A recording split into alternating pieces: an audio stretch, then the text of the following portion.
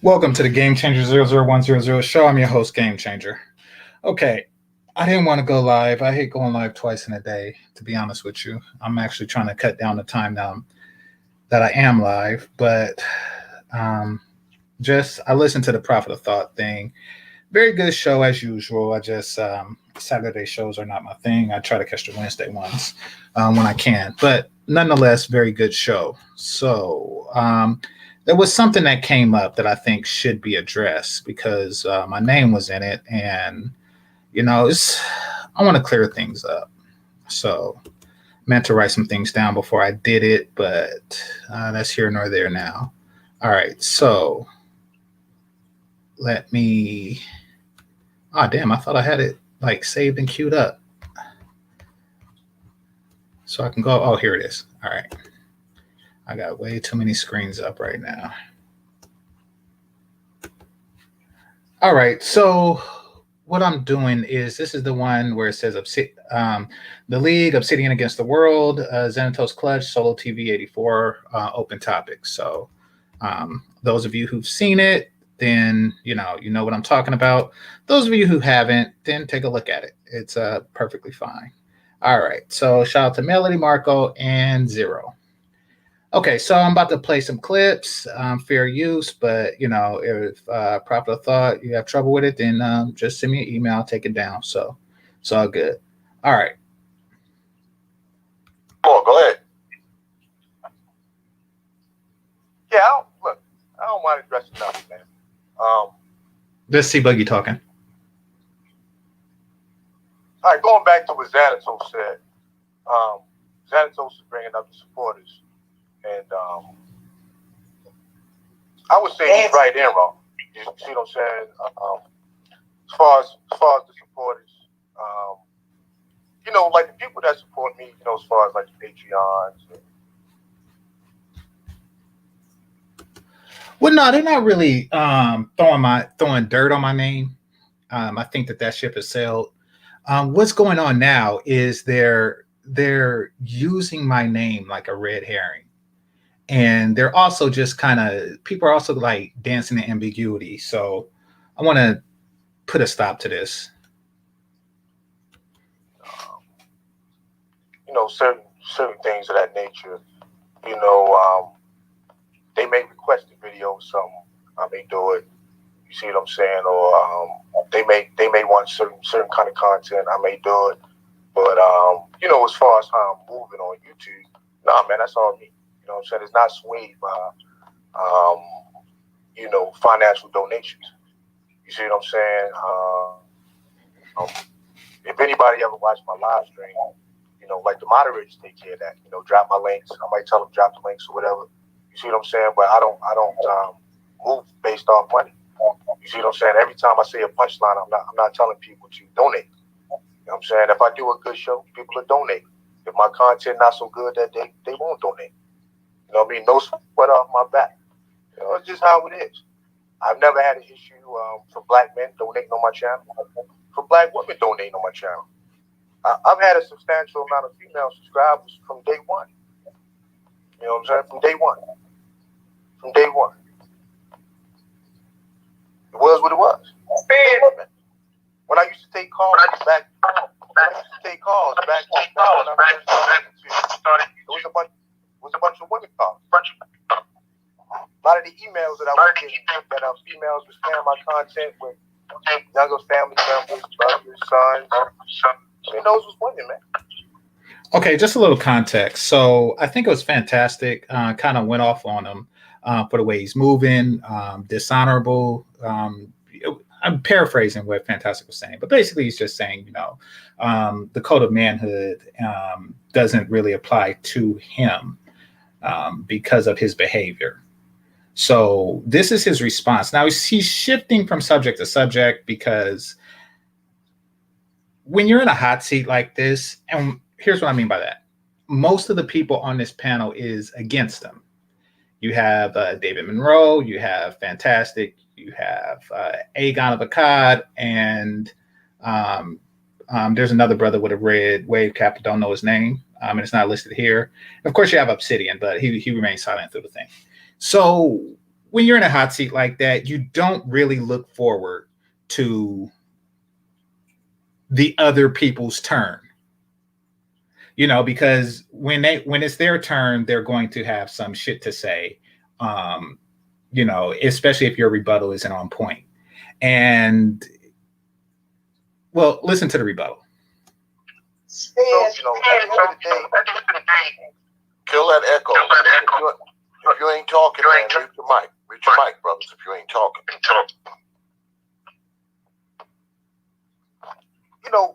At the end of the day, Prophet, because I really came because, man, you never had an issue. I stayed through, dropped you something on the super chat real quick. At the end of the day, man, a lot of people just speak on shit that they just quite frankly don't know about. And it don't really move me one way or the other. You see what I'm saying? Some of this shit I laugh at. Some of this shit is concerning. But at the end of the day, some of this shit, man, it's not. Let me choose my words properly, man. It's just not conducive to anything that I'm doing. You know what I'm saying? People still speaking on the game changer situation. Me and game changer has. Okay. The thing is, nobody was actually speaking on it. This was a diversion. This was a red herring. This was a way to switch the subject on his behavior being inconsistent, dishonorable, unmasculine, and just downright treacherous. That was the topic as it stood. And then he said at the end of the day, people are still speaking on the game changer situation. So once again, this is just being used out of nowhere as a red herring. And this is, this isn't the only time that this was brought up. Like, the diversionary tactic is very interesting, it's very interesting. It's kind of like if somebody was to, I don't know, it's kind of like the cops in the George Floyd thing. And they're on trial, and then all of a sudden he says, you see, people are still speaking on the OJ situation. It's like, wait, what the fuck? No, they're not. You just brought it up for whatever reason. So somebody would think about that more than what the actual topic is. Now, let's see if it's effective. Both behind the scenes, throughout the duration of that whole situation. Nobody know what happened with the people that was involved. You see what I'm saying? So why don't you? Now, everybody have a pretty good idea what happened. I will say that. And the rest is unimportant, really. You see, the thing about me is, I do have a code of conduct. I'm not a slave to it, but I do have a code of conduct. And if somebody says, let's keep a conversation that we have private, then I'll oblige. As I would expect the same thing, to me. There's also implicit privacy that goes with every conversation that I give people.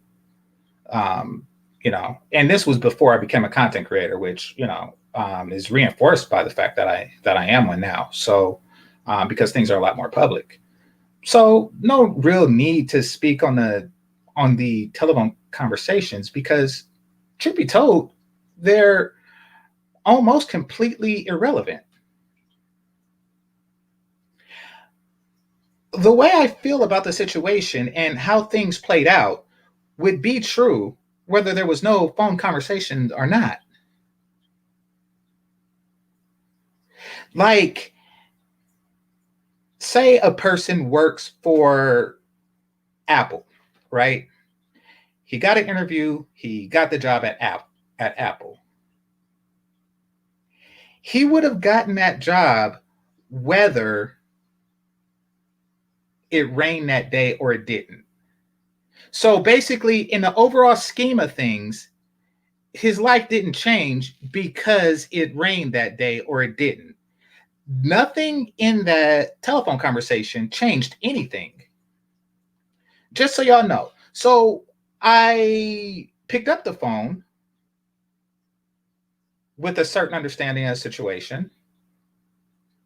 And though I ended it with a greater understanding, my opinions of what went on is still consistent with how my opinion of the situation would have been had I never answered the phone.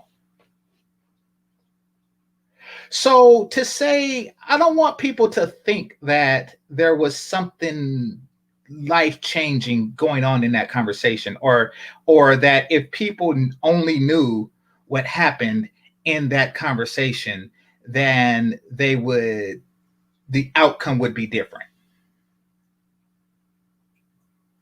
I don't want people to think that. I don't want people to think that this is just like some hidden piece of evidence that would have changed. Like, oh, if y'all knew about the conversation, the way that you feel about what transpired would be different. Now, let's go over what everyone do know, just so you know how much the conversation really didn't affect this. What everyone do know is that Cluster B, false accusation, super sly, email, shit like that. Oh, I hope it's true. That shit happened, right? That's fine. That doesn't really concern, anybody that's presently on, or excuse me, that was on the Prophet of Thought channel. That's not really a concern there. But now keep in mind, this is all before April 1st. But the next day, so after this went down, and Super Sly and his beautiful wife, decided it would be a good idea to do this.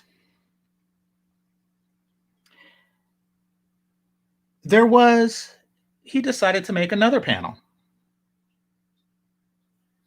And guess who was there supporting? In the chat room, cash apping, saying to Cocaine Kills, saying to Super Sly, you should give Cocaine Kills a wrench.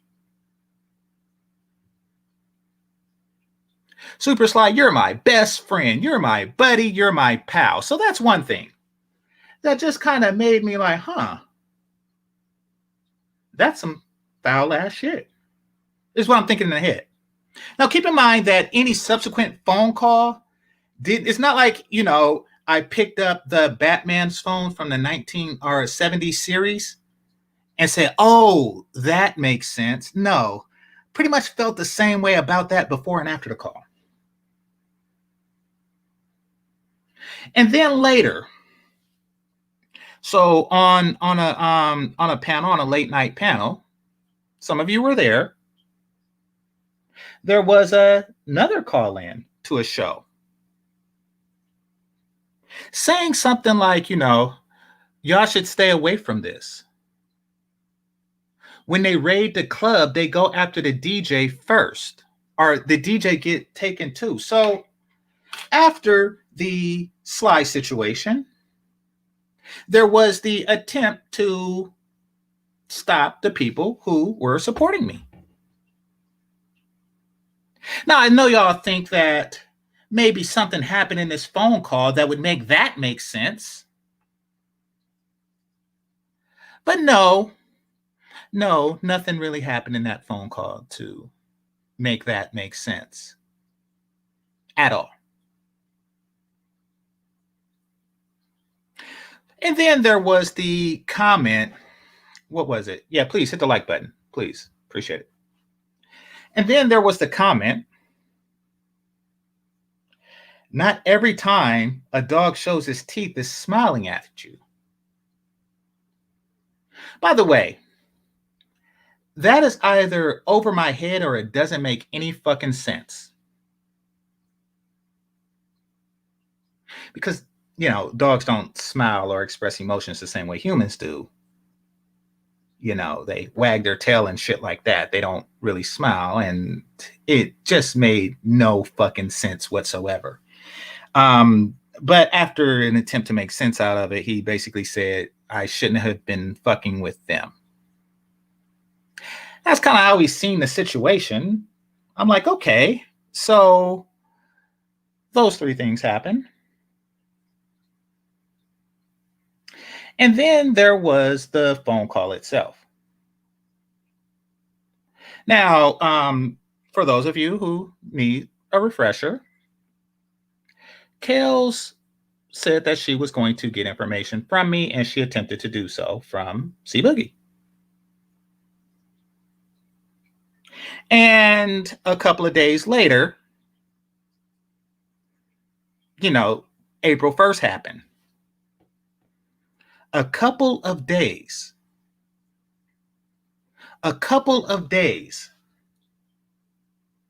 Now, during that call, one of the phone calls that we were talking about, I didn't get anything. Like, that phone call didn't happen during those days. It would have been nice to hear hey, game changer. You have a light-skinned bitch that's trying to ruin your life, pretending to be your friend. You should be aware of this. Hey, game changer, make sure you don't give Kels any of your information. Hey, game changer, watch out for that bitch Kels, and she's fat in real life. You see, I didn't get that call.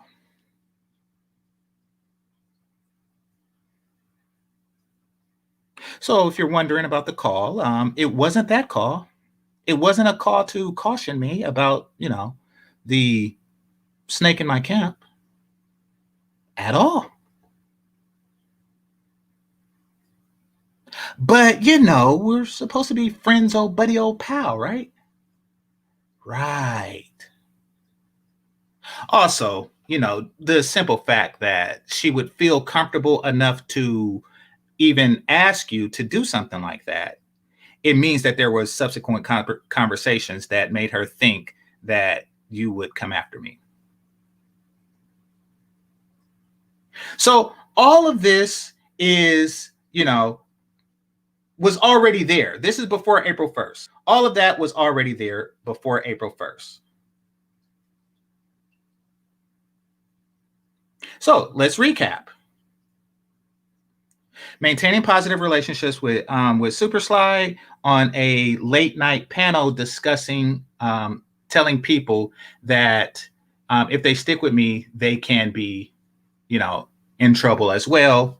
Let's see. Damn, it's so many things. All right. So there's that. There's that.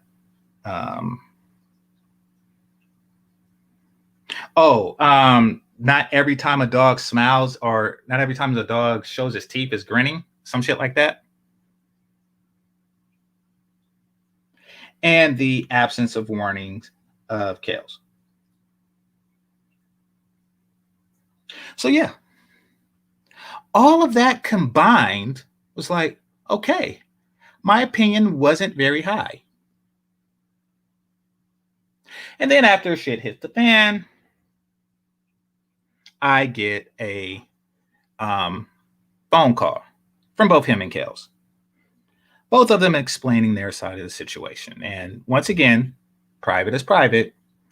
Nothing in that conversation changed the way I felt about either of them. Nothing. It's bizarre, and they're a very similar mind.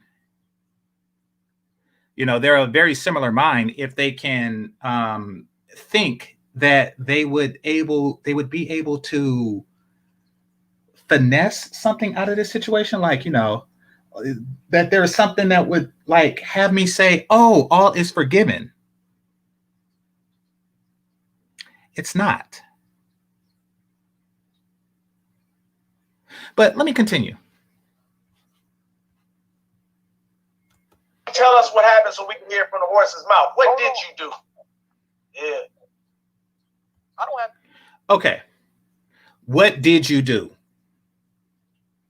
Phone call aside, whatever was done, is enough, in my opinion. Everything that's known, everything that's recorded, that all of this is enough. Tell anybody anything. Yeah, we know you ain't. Go ahead with that bullshit. Go ahead. He can confirm that. Me ain't changed your spoke. I can confirm that. Okay, look, what can I confirm? On things. I can confirm we spoke on things. I mean, we spoke on a lot of things. However, nothing we spoke on changed what happened. Like, what the fuck?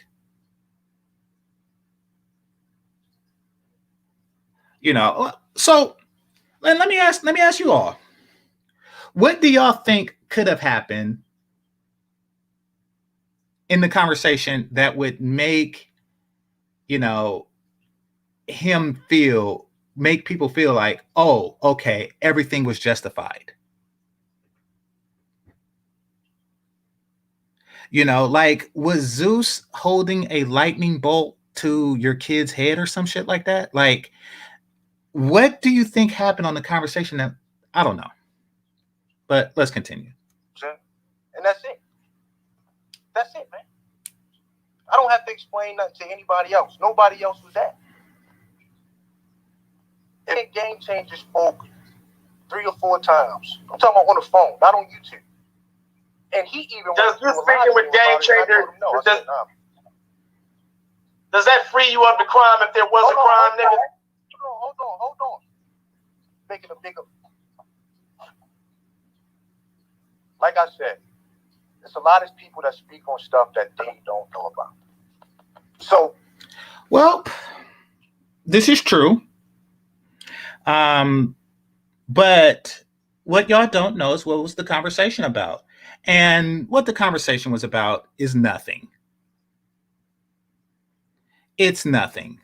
There's nothing in the envelope that made everything okay. So whatever shroud of mystery is around this situation, it's empty. It's an empty shroud of mystery. Like, it's like, okay, there's nothing there.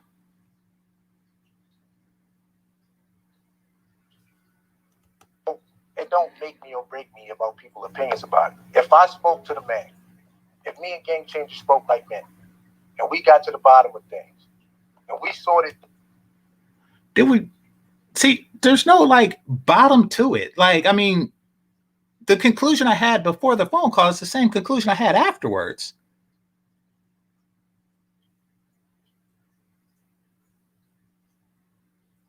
Like, there's no, oh, we got to the bottom of it. No, I listed the 5 things.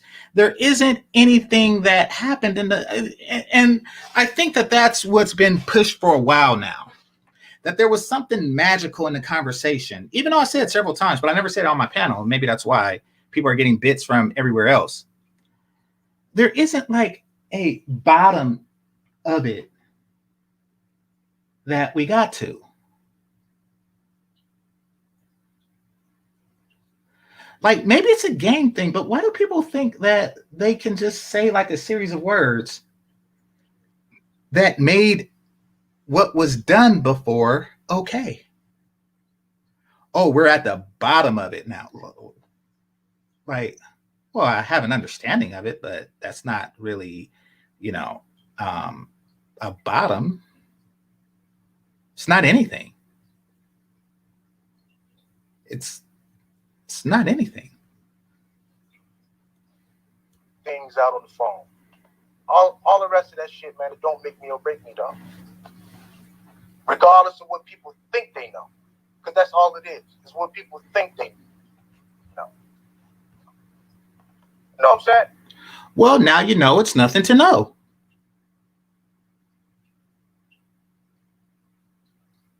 And I heard some of the chit chatter. 1 minute I'm pillow talking with this person. 1 minute I'm throwing this person on the bus. 1 minute. Don't nobody know what it is. That was a conversation between him and I. Now, does it really matter? Like, would the opinion of the situation and the characters in it really matter if there was a romantic aspect to it or not? Either you did it for pussy or you did it for no fucking reason whatsoever. Like,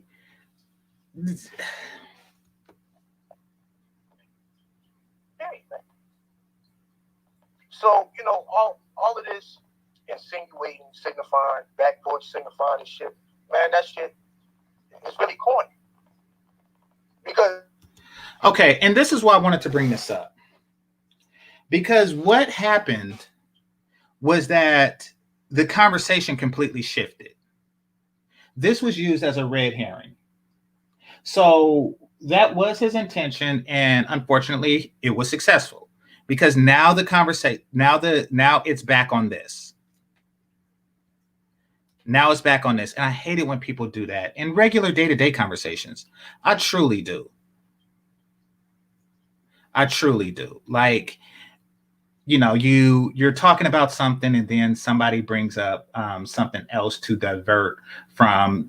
I get that a lot with females, I'm gonna be honest with you, and this isn't me just shooting dirt, or because that's played. People say, oh, you're acting like a woman. That's played tactic. But just in general, I do get it a lot from women. you know the type. You have an argument about some shit right now, a topic right now, and then they bring up something that happened 6 months ago. Or better yet, I was on Bernard's panel not too long ago and got into a back and forth with one of the women there. And she just out of nowhere said, my grandmother died in my arms. In an attempt to sway the topic. A grandmother dying in a person's arms is and basically I was like, do you wish to instill the values that your grandmother instilled into you onto the younger generation? And she said, my grandmother died in my arms. And that was her way of trying to get out of the topic that she is not teaching younger ladies properly. That the values that her grandmother instilled in her were missed. And now to avoid competition, she's not going to teach younger women and presumably more attractive women, how to avoid the pitfalls of her life. So to that, she responded, my grandmother died in my arms. And I said, well, okay. And then I went back to the topic.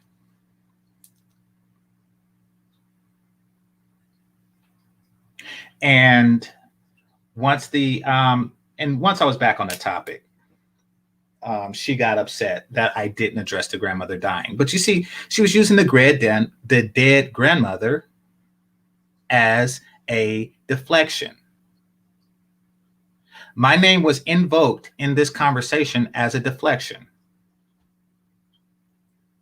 So I made this video as a word to the wise. Do not allow this to happen to you in conversations, especially with my name, or else this should have just gone forever. I didn't want to, y'all know I didn't want to make this stream, but it's like, okay, this is going to constantly be used as a deflection, just constantly. So sick of the shit because it's my name. But let's continue because I want y'all to see how much it was deflected. If Game Changer can say that we spoke, if I can say that we spoke, wow, other people still talking about it. And when we got to root up, there's no other people talking about it. You brought it up. First of all, it was nothing about what people think it is, man. Damn thing. You did. I know my role in some situation. I know his role in the situation and other people's roles. That's about, men this, men that, you know what I'm saying? They're still talking about it. Like, with the two men that was involved talking. That's the only thing that matters. You know what I'm saying? I don't get bent out of shape on niggas' opinions about me and all of this some type of shit or who they think I am. You see what I'm saying? Yet he's here because of the brother's opinions of him. The same niggas that talk that shit, the same niggas I would see on Cluster Beast panel. But they'll sit here and dress. Okay, now here comes another diversionary tactic. Cynthia G. I mean, the hypocrisy is out there, man. You see what I'm saying? But it's all about who you like and who you don't like. You dig what I'm saying? I've watched Cluster Beast. That's people whole families, man. People go back to our channel. I find.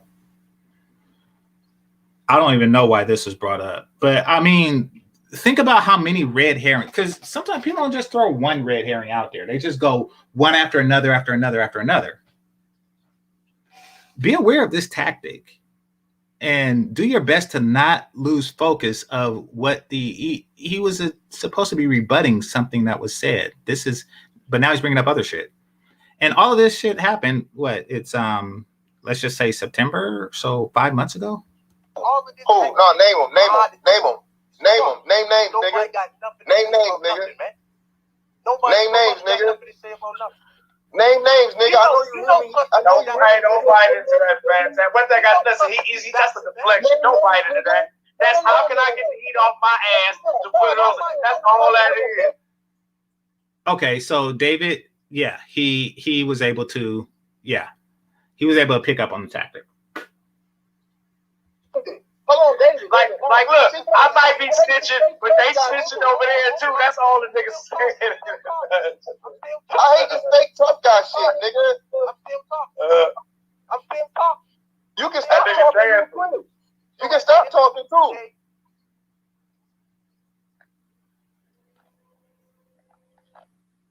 Pine Sol is deeper than clean.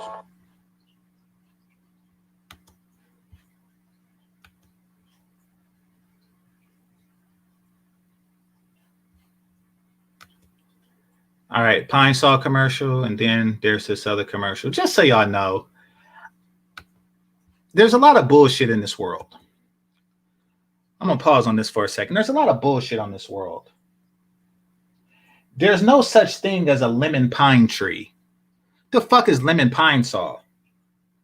There's no such thing as cherry lemonade. Are there a bunch of cherry lemons out there? Like, just stop putting lemon and making it seem like it's like a hybrid and that you can mix with other things that grow on trees and it's cool. Ooh, lemon Pine Sol. Either the shit smells like lemon or it smells like pine. Strawberry lemonade. Either, what the fuck? Stop like making it seem like every fruit is mixed with lemon. Stop just putting lemon in shit and then calling the shit something with lemon. All right. That's a tangent. Let's move on.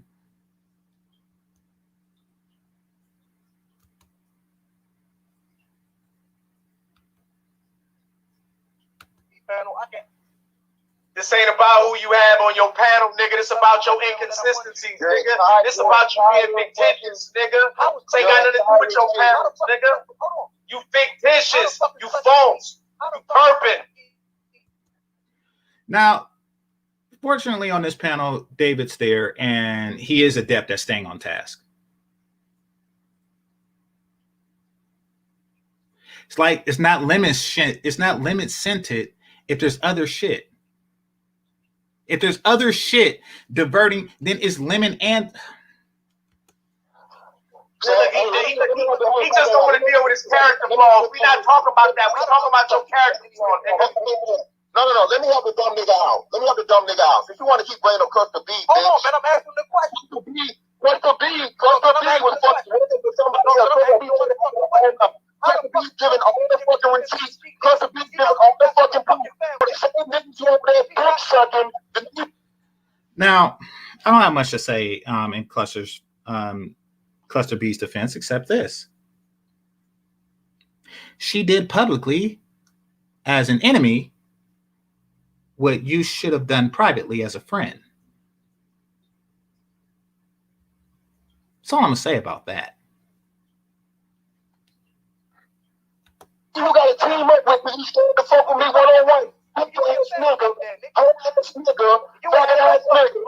You ain't team up with another nigga, bitch. If you can't fuck with me, that nigga was responsible for me fucking this box, nigga. That's why. You keep bringing up Cluster B, you bring it down. Fantastic to knock you out, see, buddy. You bring it down, ass nigga. You not all the fucking ass nigga. What the fuck is you talking about Cluster B? And you talking about the stupid nigga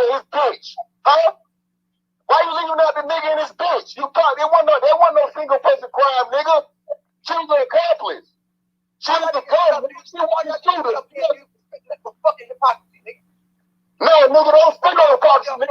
You name the other name, bitch, nigga. Bitch, nigga, name the other fucking name. What you talking about? What about the other motherfuckers that was in Derail?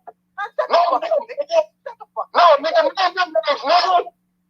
And don't do that to me, because you know you're scared of me, bitch. Don't do that to me, nigga. You fucking bitch. I'll beat your motherfucking ass. That's why you can't take the challenge, bitch. You know you're not fucking with this shit. You know you're not fucking with this shit, nigga. They try to act tough now. And now you come up to pull that tough shit, nigga. I've been telling you, nigga, for fucking blood. Don't try to act now. You know what the fuck it is. Don't act, nigga. Don't fucking act. Bitch ass nigga, man. Always funny as fucking stop acting. You know shit. You ain't got no benefit. I want to talk about don't get me out of the shit, nigga.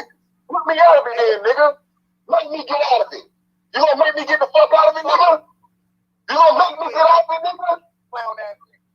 Or you gonna make me get out of it, nigga? Just shut the fuck up. Nigga, you gonna make me get out of it? You know what I'm saying? I know you will. You ain't gonna do a motherfucking thing. No, you ain't gonna do shit, nigga. I mean, see, Boogie, shut up, nigga. Don't try to motherfucking hard now, nigga. Niggas know what the fuck you is, nigga. You pussy. Fucking mouth, dog. That's the fucking you pussy, nigga. Ain't no y'all. We know outside that nigga. Come at me and you, nigga. We trying to recruit as usual. Me and you, man to man. We're talking about no y'all. It's me talking to you ugly, nigga. Talk to me, nigga. I don't get on panel. I don't get on fucking this one, because you cool. I don't get on panel. Talk to me, nigga. You started to call to me, nigga. Every time I call for you, nigga, you motherfucking run like a hoe. Clown ass fucking nigga, man. Like a hoe, nigga, you run like a bitch. Shut the fuck up. Nobody want to hear that shit. Nigga, nobody want to hear that shit no more. Nobody want to fucking hear that shit no more, man. Don't want to hear that shit. Nobody want to hear that shit no more, nigga. You gotta run, you bitch. You gotta do tag matches, nigga. You gotta do handicap matches, nigga, to fuck with me, nigga. And again, you ain't here calling the cluster B name, nigga. Say the other names, nigga. No, nigga. Say the other names, nigga. Say the other names. Since you want to keep talking about cluster B, say the other names, nigga. Same niggas that sit up there, the same niggas that sit up there and talk shit about 50 and G, and the same niggas that get up on cluster B now. Nigga, say the other names. Okay, this was a very unusual and out of the blue defense of Cynthia. Like, okay, a little bit of context. Prior to the portion, 5 hours, 52 minutes, that I started playing the video, there were a lot of attacks on him and just, you know, as I mentioned, you know, his character. But there was a defense on Cynthia G out of nowhere.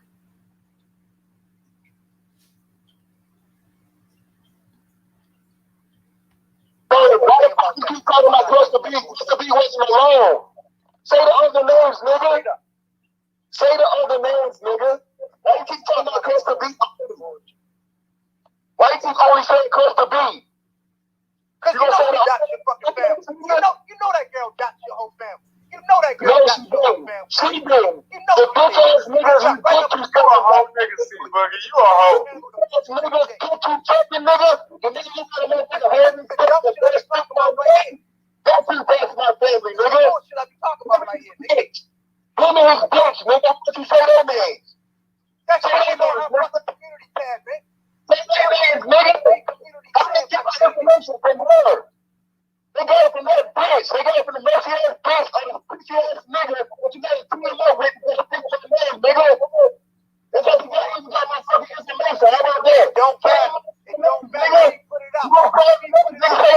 Put it out, nigga. See, this how you purge bitch niggas from around you. You purge bitch niggas. This is how you get them out. We purge this nigga. He's a goddamn cast. We know the truth.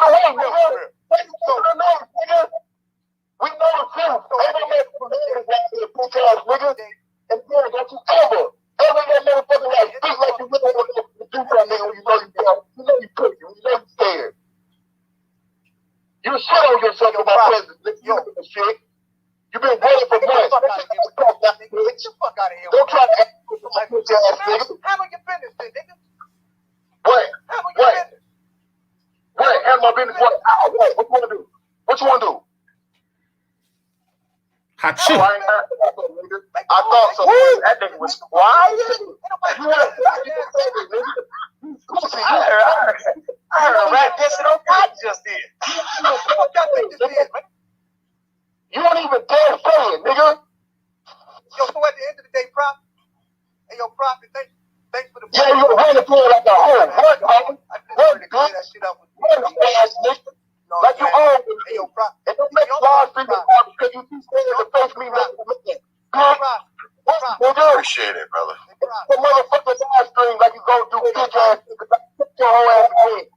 Pull your motherfucking skirt, bitch ass nigga. Well, the reason why I let you come on, C-Boogie, because your name was mentioned quite a few times, so your motherfuckers is up. Okay, so my part in it is over. So yeah, just clearing things up. My name was mentioned, and I'm tired of it being mentioned in that way personally. First couple of weeks it was annoying. Y'all heard my outburst on a late night panel. But I mean, now it's borderline. I mean, it's just right now it's just weird as fuck. I'll be completely honest with you. So, and the fact that there's a mystery aspect to it. Listen, the mystery envelope is empty. The mystery phone call didn't change a motherfucking thing. So, really, could it have really? So, yeah. So now that that's all over, I don't know if anybody want to hop on a panel. If not, I'm gonna shut down. I'll give it a couple of minutes. Okay. All right. Let's see. Oh, Melly, I appreciate the super sticker, love. All right. Okay, so Melody, you probably don't have much because you weren't here for the original. You wasn't aware of this space when this originally broke late March. So are you just here for like a better listen? Yeah. Okay, I appreciate the super sticker, love. You already know. Okay, so Marco, what's on your mind? What's up, GC? What's up, Salmon? Hey, Marco. What's going on? Hey, GC, listen, I was on that stream that you just spoke about when you came late now when you had your outburst. I do recall. And okay. In retrospect, I guess, I mean, obviously, you can't Monday night quarterback or it's easy to do it. But in retrospect, I know that you chose not to pretty much address it. You just tried to just not, just leave it alone and stuff. Mm-hmm. Do you still feel that was the right path to just to leave it alone? And I mean, or did you think that by doing that it was just going to go away, or did you know it was going to go this far? I mean, how do you feel about it? For the most part, it has gone away. I mean, really, it should have ended once it was disproven. It should have ended there, but it remained because of the people who wanted it to remain. And through ignoring those people, most have silenced themselves. I will say that it took longer than I expected, but most have silenced themselves. But there's still a few remnants, and that's because of, from what I noticed, the mystery phone call. In fact, the real reason why it was prolonged longer than it should have been was because of this, belief that of a mystery phone call. That's not the case. See, everything I'm saying now, I've said before. I just said it, I just said it like sprinkled throughout various different panels and shit like that. So let me be a little bit more. I guess let me be more specific. Okay. As far as the situation itself, yeah, definitely should have gone away once people say, okay, you know what, it was just a rumor or whatever, disproven, boom, goes away. But I was more aiming at how you handle the actual person, on how you chose not to address the person that was doing it. That's pretty much what I'm going at. You say, you know what, I'm just not going to do it. I'm just going to whatever. And you got pretty upset because, a lot of us were like, you know what, I mean, GC should say something to, to this dude. And you're like, I'm just not going to do it. So that's what I was going at. So now in retrospect, and given that it's here now, and it seems like it's never gone away, could have? I mean, do you think you should have done it at that time? And and I apologize at that time for asking you to do something, and then after you said no, I'm not going to do it, then I just left it alone. But now Um, it came up again, and you're addressing it. Then I don't know. That's a good question. Perhaps I should have addressed it back then. It may not have been the best thing when the situation was so new, but perhaps I should have. Like you say, hindsight is 2020. I will say this: I wasn't really upset at anything he did on April 1st because, and that's what I mean. That's what I meant when I said that the phone call really didn't change. right. The phone call really didn't change anything because, the story of that day, I mentioned how everything that led up to that day was foul as fuck. The story that day was she called, attempted to get information, and she got more information than she should have, but less information than she wanted. And I was okay with that. So I wasn't really upset about his part in that day. March was the major concern. Right. So, I didn't really retaliate, because like there was nothing on that particular day that I would be retaliating against. And also there's others. So there's other fallouts that people don't know about, but that he just stopped being cool with people. And, people that you would see on his earlier stuff, you no longer see them around him anymore. And that's just it. It's just a clean break and nobody's talking to anybody and nobody's mentioning the other's name. That's what I was hoping to happen. And I'm not going to mention their names, but it's more than one. But that's what I was hoping to happen. But no, like randomly bringing up the name out of nowhere and shit. Yeah. Okay. So now it's time to address it. Yeah, because it continued a lot after that. I mean, as you know, and I mean, obviously we were, the ones that were down with you, we pretty much were upset at that. Mm-hmm. It's like, obviously if it was your thing, and we shouldn't have been, because I mean, it's your situation. But a lot of us were pretty upset. We're like, I mean, just definitely like go after this and be like, yo, man, chill, gonna a little harder. But you're like, you know what, I'm not. And I guess now hearing you that you just felt that it was no big deal, then you just said that's why you didn't do it. But it seemed like, I mean, looking at it from the outside, it looked like it was more than it was. But if you said that it wasn't, then I understand why you did what you did. Yeah. So yeah, the optics of it was bad. I realized that.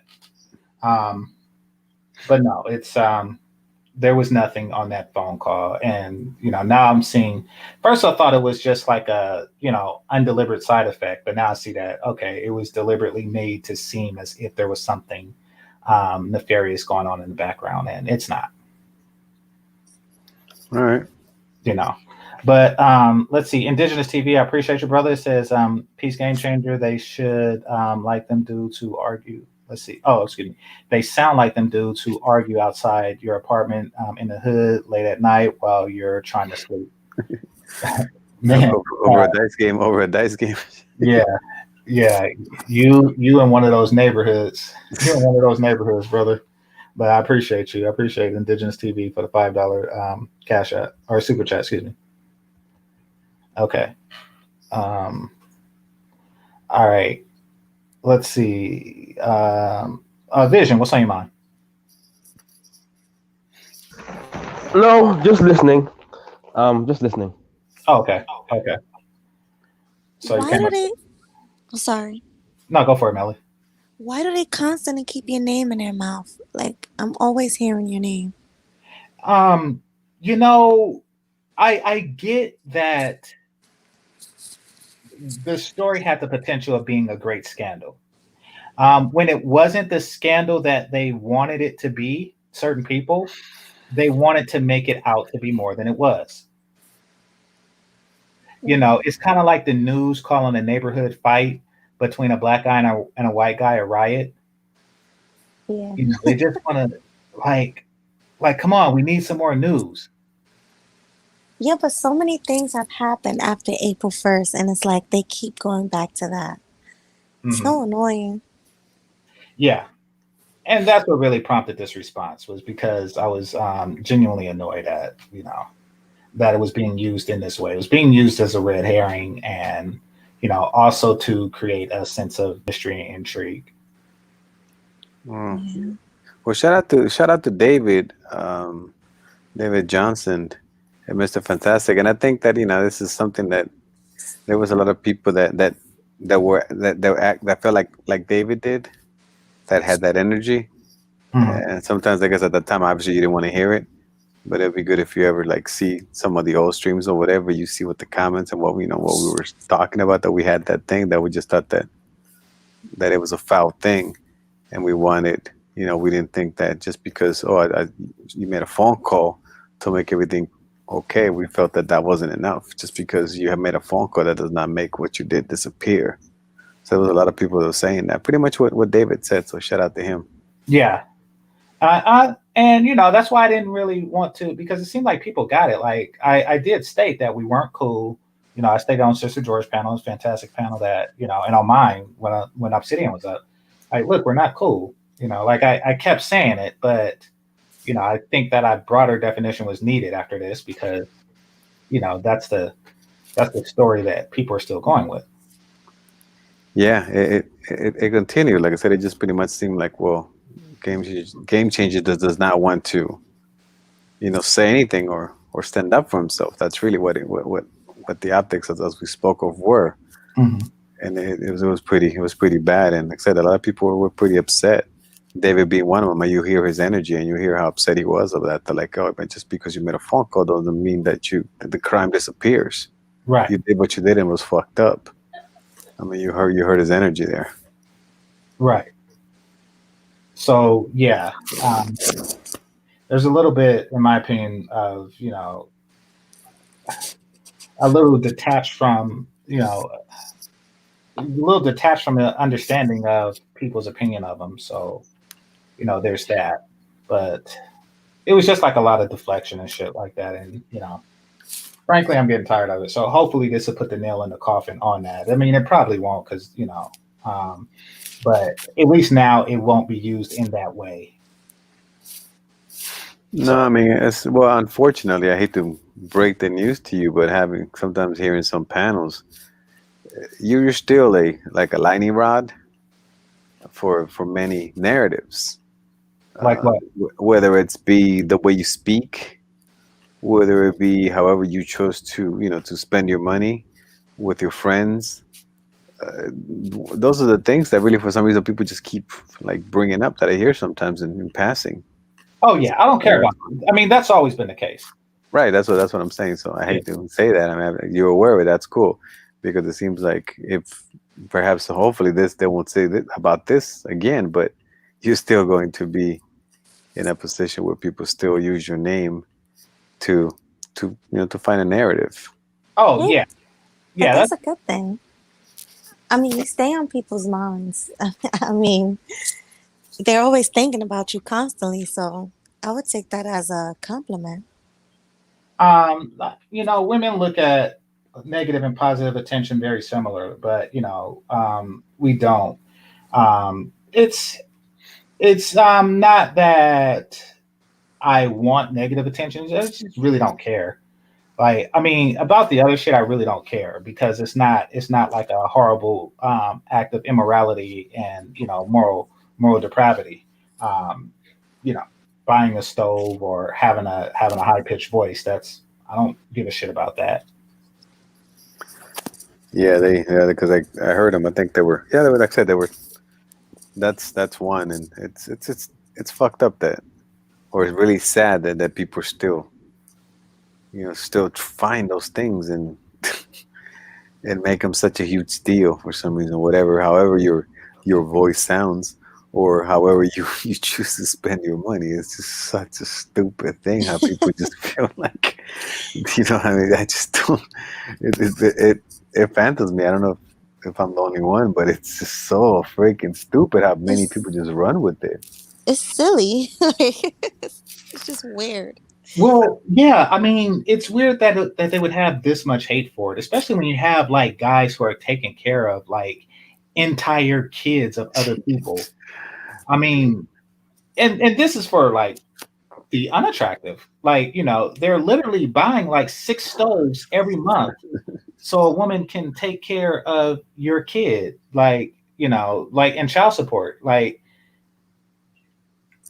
for Yeah, and also and if you and if you really get down to it, whenever they send the baby mama money, the baby mama probably buys some food to feed the one that's smashing her back now. So really, you feeding the other dude too.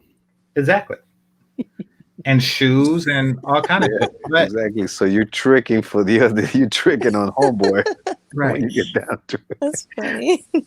Well, that's how I feel about it. That's really what it is when you get down to when you're real technical and practical about it. I mean, you're feeding the dude that's smashing your ex hoe on the potty the bed that you bought on the stove that you gave. in the house that you bought, yeah, and the house that you're still paying rent on, and Wow. like, Yeah, I he has mean, a point. you're buying school clothes, like, like the people for other people's kids and shit. Like, I don't get it. I mean, I get it because it's foreign and it sounds bad. But if somebody said that they spent $200 on anything else, whether it be a plane ticket, whether it be an expensive dinner or some shit like that, it wouldn't matter. But I get it because here every house comes with a stove, so it just sounds weird as hell. It's so funny because it's people flying people out, spending all their money, but you buy a stove for someone in need, and it's like a big deal. Yeah, I just don't understand. it's unfamiliar. So But it, it's yeah, but when you break it down, like I said, I was breaking down. Okay, doesn't really okay. It's like whatever. It's let's say $200 or $100 or whatever the hell it is. If yeah, you probably spend it somewhere on a dinner or on parking on 5 drinks, it's still $100. Exactly. yeah, It's still $100 if you spend it at the motel to smash a hoe. It's still $100. exactly. I They're mean, just haters. it's just people are just so crazy about those things. And And these will be the same dudes who talk about how many drinks they bought a chick. well, that's I mean that's what I mean. It's like they see it like in those ways. It's like okay, I'll buy a bunch of hoes drinks. I just keep feeding them drinks, but I'm Mhm. not a trick though. You know what I All mean? right, these dudes buy $200 plane tickets to see another man to fight them. Oh, But you can buy a stove and it's a problem. I Well, I mean, mean, what is trick? Because if you're buying like an item like a stove, then how's that like tricking? But buying drinks and shit, perishable items isn't, like, I don't get it. yeah, yeah. I mean, it's like, or even I even said like I hear some people say, for example, let's say I knew that the salmon liked I don't know the new Geo, the new Giorgio Armani cologne C.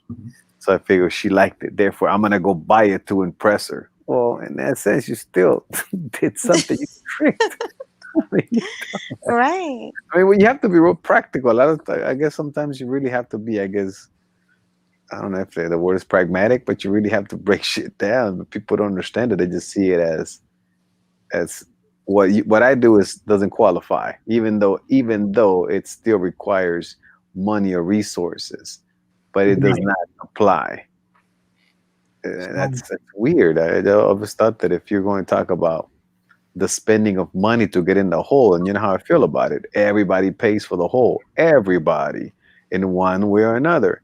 But it seems like they don't look at the other, or they don't look at the one way. You know, Like this girl let you stay in her house. You don't even have to pay for a hotel. So you bought her a stove. Like I don't I don't see nothing wrong. And she has kids. well, I mean, she you had the just one kid, yeah, baddest she kid I ever came across. But yeah, exactly. So she needed a stove. yeah. You was but doing her a favor. Well, well, it was like a impulse buy because I was gonna surprise her and get a playpen for a badass son. He's probably like 7 now. I was gonna get her like a playpen for a badass son, and I seen that they had stoves. I was like, "What the fuck?" Because we don't sell those. It was a place like Kmart. Mm-hmm. We don't sell stoves at Kmart or Walmart or anything like that. You know, you go to like Home Depot or something here. So you don't really see like stoves next to a playpen, and I didn't know that they were so cheap. So I was like, "All right, fuck it." You know, she need this more than she need a playpen. But you know, I don't know that, and that wasn't even like my first trip seeing her. And Like, how much was it again? I'm sorry. it was like $200. Okay, well, see, what you needed to do was 200 was to buy you some nice shoes. Oh and, shit! I should and have some clothes and some clothes that fit you real well, and a fitted hat. Yeah, Right. That's really what you needed to buy with that money. I mean, that's really what Exactly. it was all about. I mean, what you were tripping. I I mean, you mean, need the nice shoes.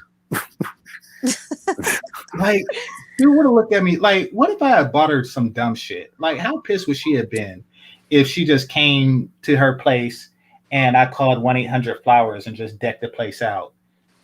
It's it's like, wait, what the fuck? You see, there's no stove. It was no shower head. You know, you've been in places like that, I'm sure, Marco. You Of know, course. yeah. I mean, that was my first time. I was just shocked. I was like, what the fuck? It's no refrigerator. Like, I mean, like I was just Yeah. shocked to see this shit. Like, you know, like I'd never seen the place. I was like, okay, well, I'm gonna leave this place better than I got here. You know. Yeah. Oh, yeah, no, yeah, I've been to all kinds of crazy stuff. You know, I mean, I think one time I shared. I don't know if I shared pictures with you of one of the guys the kids that plays ball with me. I mean, what his living conditions are Mhm. back home. You know, when he's here in the team, I guess the what do you call it, the concentration. He lives well, but when he goes back home, it's like really jacked up. I mean, they have to collect water. You know, I mean, it's stuff. It's not that much running. They have to collect the shit. It's Yeah. jacked up. I mean, people, like I said, live like that, but it's weird how people just see it's like, if I spend money on some stupid shoes that cost like $1 to make, but if you pay $100, you're a really smart dude. You know, it's like, how stupid are you? That makes you smart because you overpay for shit because you're a dummy. And remember, I marketing is my background. So Mhm. you're so stupid that people talked you into the marketing. You fell into the trap thinking that this particular dude that has a basketball or this one other one that's, is going in between his legs, that little drawing means that you have more status. You dumb motherfucker. Yeah, the I shit.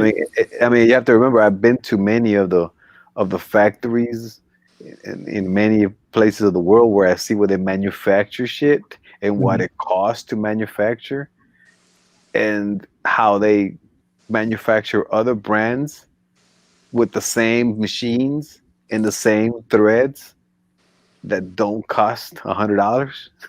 They sell them for $5. So anyway, it's one time I'll show you some film. Yeah, Okay. I mean, it's a validation thing. You know, definitely. And I seen this documentary from some strike workers, from some, you know, people trying to some Mexican women trying to get unionized in Southern Cali, called Made in USA. Check it out if you're interested. Okay. And it's about the clothing line Forever 21 and how they're hiring immigrants, Mexican immigrants, particularly female, to work their factories. So they can still technically claim that the clothes are made here in the U.S. because Right. they are. Well, what they do is just saying, actually, they were trying to change it is that as long as you do like a 5% done here, like for example, you could do 95% of it like in Mexico or Honduras or whatever. But if you end up putting like something here, perhaps the label or a final button here, then it's qualifies as made in the USA. Oh shit! So basically they do the whole shirt there, Yes. do the whole shoe there, and then put some laces on and say, you know, Do the finishing exactly. Yeah. It's pretty much you could say that it was assembled in the U.S. So yeah, there's I'm an expert at that for you. I'm sorry. So Ford and all that shit could be doing that, right? I beg your pardon. So Ford can be doing that. Oh yes, oh for sure. Oh yeah, for sure they do. Oh, Many of the big put the appliances. windshield wipers on here. Oh yeah, many of the big manufacturers that you see they're in like places like Durango and Juarez, right over the border, and they do a lot of the heavy machinery, big stuff that you think, air conditioning, machines, many hair handlers. They're made there, and like I said, they just finish it. You can do up to like 90 or 93. I can't remember, but I have many films I can show you of many of the maquilas that I've been in inspecting, and you see that it's the same. I mean, the brands, they have the labels of different brands, some that you know and some that you don't know, and the ones you don't know are the ones they sell for $5, and the ones that you know they sell you for 100. It's the same machines. Yeah, I was talking to Fantastic about that. I've never been one to spend like on labels and just ornamentation, period. I mean, I know that because he was talking yesterday how he resells his shoe collections for $3,000, and I'm like, good. Because people do that with comic books and shit. Yeah, exactly. Yeah. So I never been like, that's just never been my thing. I am practical, and that's probably why I did the stove, because it's a practical, I'm pretty sure you appreciate something that you need, versus something that that just looks good for a while. Well, I mean, I guess, or if you would have paid, if she had a leak on the roof, if you would have paid for the roofer, oh, that's horrible. What do you mean you pay for the roofer to come fix the leak? It's weird. I mean, I try to understand that they never been in that situation, because they don't travel. That's why. Yeah, they don't travel. They don't travel. Yeah. I mean, like, I was shocked. I was like, oh shit, where the fuck is the stove? Then I was like, where the fuck is the toilet seat? Where's the shower? Like, it was like I could have really just like made it the shit. I could have really, for not much money, just toilet seat, shower head, refrigerator, like just like deck the whole place out. Right. And you could have bought one of those things they call them the ducha, which is the warms the water that you connect it to electricity, so you get hot water. They sell those there too for like $10, $15. Oh, that's right. The showers was cold, and those are only $10-15. That's right. They basically, what they do is you put it on there, and then you connect it to electricity. So then when the water goes through, it activates, and then you get you some hot water. Yeah. So like the flabellas, say that again. Favelas. Oh, I've been doing it with an F all this time. It's flabellas. Okay. So so we got into that, and he's like, what's the difference between the two? I was like, look, one got electricity and running water and the other one don't. Like, I seen it. They got blue bins on the top that they use to collect water. I'm assuming that they use it to collect water, to collect rainwater and shit. I'm like, you mean to compare that? They got air conditioning. In the projects out here, I've been in the projects in LA. In the projects out here, they got air conditioning and shit. It's only 2 stories. It's not like a big ass building and shit. They got windows that close. Like, it's a whole different level. But what's going on, Root? Man, what's going on, man? Look, what's up to everybody on the panel? And look, I want to speak to the whole stove situation. Yeah. to kind of show you guys, man, that where black men mindset is really at when it comes down to contribution, or let's say philanthropy, but just simply, being a man and understanding that men, we go and look at different situations and see, can we contribute to what's needed, right? So like when you're talking about like a stove, or like I say, even if you're dealing with just a single mother, period, right? If she got children, and if you deal with her like that, to where her kids may need something to eat, or just simply school shoes, school clothes, school supplies and stuff like that, and you just contribute. That's the mindset of an actual man. It's not trying to cut the corner and trying to like cut corners, get something for nothing, all that kind of shit. That's when you're dealing with a lot of immature dudes that you hear on YouTube who will have a problem with you in a different country, and you simply looking at a woman who just need a stove, and instead of you spending money on some other bullshit, you spending money on something that her and her kids would be able to use. For the fact that whatever service she provided for you, that's cool. But the fact that you spend the money not on some strip club shit, you know what I mean, just tricking and just buying, Jordans and all that kind of shit, because it's no different. If you was able to get a stove at the same price as some Jordans, or let's say you was able to get a washer and dryer for this woman, and it's the same price as 2 or 3 pair of Jordans, it's still like, okay, which one is more important based on we prioritize it. Now, I'm not going to make it seem like when it comes down to these black dudes that they don't understand how to prioritize. It's just the fact that black men prioritize when it's like towards the end, when it's like time's almost up. Black men have a bad habit of not really getting everything that they need in the beginning, so they won't need later on. So what I'm saying is that mindset carry over to when you're dealing with other people. That's why the reason why I never made a live stream or never spoke about you in the stove, because I understood what Game Changer was coming from. Like, you are contributing to a situation where you see what's, things are lacking. You are contributing to the situation. Right. Buying the stove is not something. Maybe all right. Maybe because you so-called travel, or you went and visited this woman from another country and you just bought a stove. See, maybe that just sounds funny. It just sounds funny to hear it. But when you really get into it, if these guys was in that same situation, as many these guys want to be red pill, like as they don't fuck with the single mother, they don't go out and trick or none of that, right? They probably would have looked at the same situation and say, you know what, I might as well get her and her kids this goddamn stove. You see what I'm saying? Then it's just buying her some clothes, or buying her some shoes, or splurging on her. I might as well get something that the whole family can benefit from. You see what I'm saying? Yeah. And it's like that's the issue that I'm hearing with a lot of these black brothers. It's like, bro, if you guys understand what Game Changer did, it was simply he filled the void, like what men are supposed to do. Like when men go around, they are supposed to look and see what is needed in this situation, not just trying to get some pussy and get the fuck out of it. That's middle school and high school boy shit. That's not grown man shit.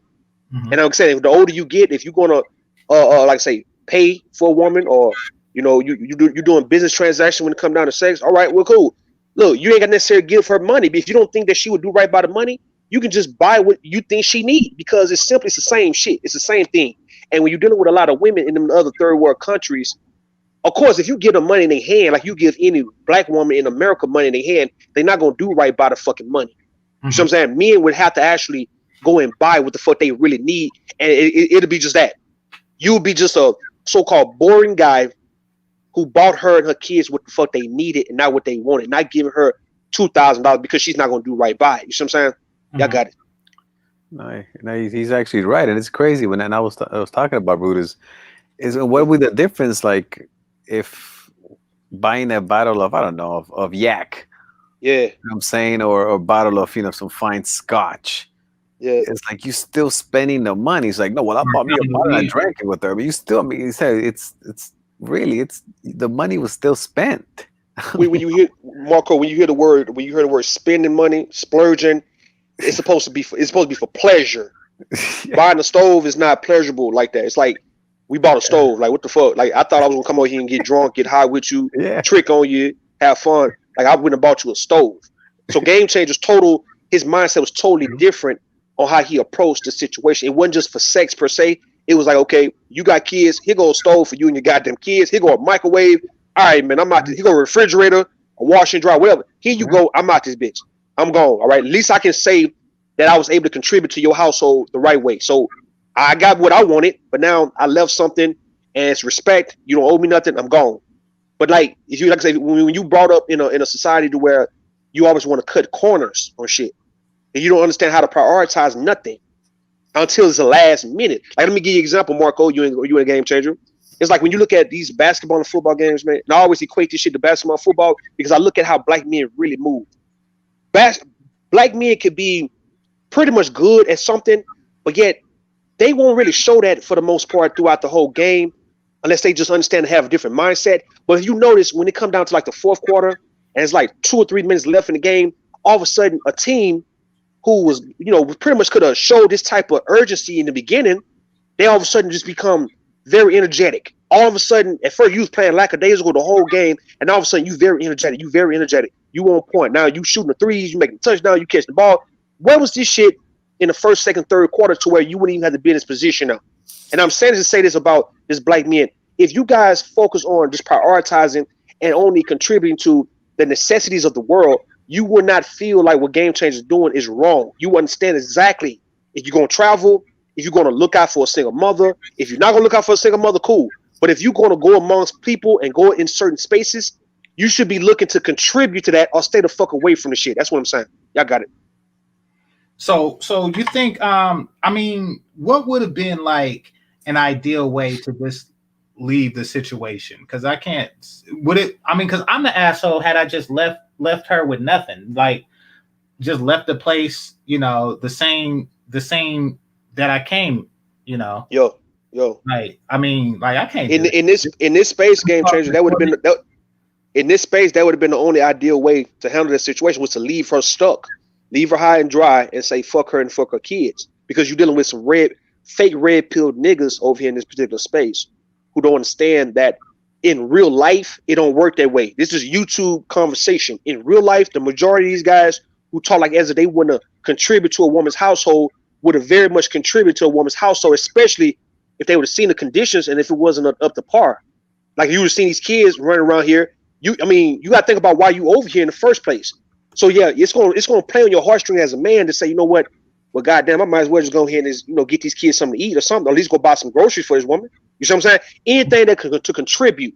So these guys would like to believe and want us to believe that they are so hard on hoes to where they could be in a bad situation and wouldn't have no heart for it.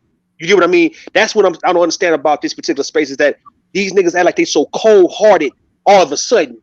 And part of the reason why they act the way they acting and they speak the way they speak is because they do have a heart. They just mad that they lost when it comes down to a certain type of woman at the end of the day. But we talking about having a heart for a situation is different than a woman breaking your goddamn heart. You understand what I mean? You buying a woman a stove because she had kids, like you say, you probably want to get the baby a playpen or probably buy a crib, whatever the fuck. It's the fact that you are looking at like, all right, since I'm over here, because I could have stayed my ass in the United States, but since I'm over here, if I'm kicking it with these people, goddamn, I mean, how would I feel leaving the situation knowing that them kids was hungry, man, and I could have just bought them something that pretty much they can keep for like at least about 10 good years. Like, how would I feel knowing that I just came over to fuck their mother, for instance, right? But yet these kids crying, they pretty much sick, and I could have really bought medicine. I could have really just bought, because I'm over here. Other than that, I didn't have to come over here. You see what I'm saying? You got it. Well, what they was doing was they exchanged appliances. So like every little apartment had one thing. Her thing was a washing machine. So she would trade access to her washing machine for one neighbor's stove, and then the next neighbor's refrigerator. Because like I bought some water, and then she said, I'll put it up, and then she went next door and put it in the other people's refrigerator. So I would go to their house, and the doors was always open. I would go to their house to go get like my water and shit. So so they had a system. It was a system. Yeah. So all you did, you saw exactly how they was already moving. So you say, all right, well, look, I might as well get a stove because now people can come to her house and cook too. Yeah. You know what I'm saying? Yeah. That's exactly what happened. But I guess it would have been more. Sorry about that, but I guess it would have been more respectful, or I guess more accepted, if in the last night that you were there, y'all would have gone out partying and would have spent those $200 perhaps in drinks and no kinds of shit. Then it would have been respectful. But not. It would have been. Hey, game changer. No, game changer. Let me say this. This is not gonna make any sense, because I've come from Africa. You guys know where I'm from. Yeah. In the West, everywhere I've been, you have a stove and fridge, bro. Doesn't matter where you go. The only way you will never see a stove or a fridge is if you're homeless on the street. But otherwise, anywhere you go to the church, you go to a shelter, you go to wherever, subsidized housing, subsidized apartments, a stove and fridge is there, and you don't gotta pay for it. Exactly. Even if you're a student living in shared accommodations, going to university or college. So yeah, sorry, I'm done. No, you making sense. I get it, because what you're talking about, Vision, is you're talking about the same shock factor that I got when I seen that she didn't have no damn stove. Like I was, it was a shock value. So I get it when people make the stove changer jokes and shit like that when they first hear it, because it sounds funny, because like you say, in the majority of the West, there's always a stove there. It's like required that every apartment has one, and if you buy a house, you can afford a stove to put in it. Exactly. So, that's a good one. That's a good one, because when you buy a house, it doesn't come. You don't get a stove and a fridge. You gotta buy it. The house is empty, pretty much, right? Yeah, exactly. Well, sometimes, like when I got this place, it had a stove and a refrigerator, but I had to buy a new refrigerator eventually. But I mean, yeah, it's just new. So I get that people are shocked and they tell a couple of jokes, but like when they're serious, Like when you're serious, it's like, hey, like Rose said, that's some childish shit, Yeah. It's childish, like I say though, because we so used to what Visions got you saying, right? The stove, the refrigerator, in some cases, washer and dryer. It's just like, you know what, you expect to see that everywhere in the day's time, and like when you go places and you like, well, damn, this woman ain't even got a goddamn stove. It's like you just feel obligated, man, just for you being in that situation to want to contribute to that. Like, all right, here goes stove. Then in that case, you can use a stove. All right, look, here go the stove, man. Since I know you're not gonna ever get one, I'll get it for you. And therefore, if y'all doing it like this, to where you can wash your clothes over here, where they can come over here and cook at your house, then that's how y'all moving. All right, I'm out of here.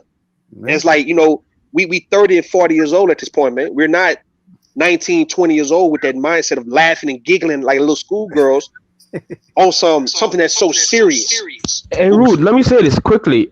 You guys better hope Trump restores this economy, global economy, because we're all gonna be there soon. We're not gonna have a stove or a fridge. If this global economy, I don't know who's gonna do it. If it's China, whatever the name is over there, if they don't recover this global economy in the next 2 to 3 or 4 or 5 years, we're all not gonna have a stove or a fridge. We're all done. We're gonna be sharing this shit when it breaks down. Yeah. But yeah, I mean, hope you got your wood chopping skills up. I mean, to your point, Marco. I don't even pay any mind to that because, like, that was I said that story. And the funny thing is, I just said the story as a matter of fact, like, it's Right. interesting that happened to me. But people been like riding that story since what, February or some shit. Yeah, but what this game change also, man, you also set a new standard, man. Like I say, I'm not telling other men that they need to buy stoves, but it's simply just saying, when you gonna go around these, how God speak of these against these single mothers and kids and all that community, okay, then you can speak that shit if you stay away from it. But if you're going to stay to go around it, if you got the means to actually look out for the situation, bro, there's nothing wrong with you just going in your pocket and just spending $100 for something that's going to mean a lot for somebody else. And in the case, like I say, even me, you guys have heard me say many times, man, fuck them kids, fuck all that, right? And the reason why I would say fuck them kids is if a woman try to come at me on something, I must accept her and her kids with like as if I don't know that. I would say, well, fuck that, man. Fuck all this shit. Fuck you. Fuck these kids. I'm gone. But if I understood, if I'm going to deal with a single mother or somebody who's just unfortunate, somebody who's poor, if I can look out, that would be the reason why I'm there. It wouldn't be to use this person who ain't got shit. It would be actually to look out for them because I may have a little bit more than them. So what I'm saying, you set a standard, and the reason why, like I said, it makes a black man and make black men in America uncomfortable hearing your standard because we know what we're supposed to be really doing. It's just the fact that when somebody in a space is saying it, it's kind of like it's like, well, damn, bro, you putting the pressure on us now. Like, nigga, we wanted to chill for another 5 or 6 years, man, before we start taking on these responsibilities and these roles. Because we know, like, niggas know what they supposed to be doing, but boys don't really want to do it. Like I said, black men procrastinate till it's damn near too late. They put off the most important shit. They put off getting the most important things unless it's too late. And I'm gonna say this, and I'm gonna be quiet about this. I took up this habit like almost, let's say, about 5 years ago, 6 years ago. Where I just started buying a whole lot of things that I know I would need, just so I won't ever have to need the shit in the future, right? Like I would just buy a bunch of toilet paper, a bunch of ketchup, a bunch of paper towels, a bunch of deodorant, body wash. I would just get off. Like when I go to the store, I would just buy a whole bunch of that shit, and I never would need it later on. That's how a bunch of water, just buy the shit. And I'm talking about just when it's on peacetime, not when it's in the middle of a pandemic or some type of hurricane or tornado. It's just simply peacetime. And my thing is, black men got to take on that mindset. Just simply start doing what's needed, nigga. Not just doing all the time what you want. Start doing for yourself and also doing for other people what people need and what you need. And that's it. I got it. No, that's cool. Hey, Rude, go into that point you just spoke of. I actually spoke one time that I learned that I hired a financial advisor once. Yeah. And he pretty much broke down everything that I spent, every cent that I spent in my life. Yeah. And he broke down and he kind of made a whole point, like a whole chart for me of how I would save a lot of money. And one of them was what you just spoke of. Like now I have a pool, so I don't buy like a 5-gallon drum of chlorine. I buy the 55-gallon drum. Yeah. I buy the 55-gallon drum of cleaning liquids. I buy everything in huge bulks, sometimes direct from the factory. Yeah. And I mean everything. Toothpaste. I joke. I mean, but I do buy like 500 condoms at a time. And Yeah. all those things that you know that you're gonna spend. And I did the math, and one time I saved like 20 grand in a year. Exactly. Because you do, like you said, there's things that what you spoke of. It's a lot of truth, man. Good job for saying that.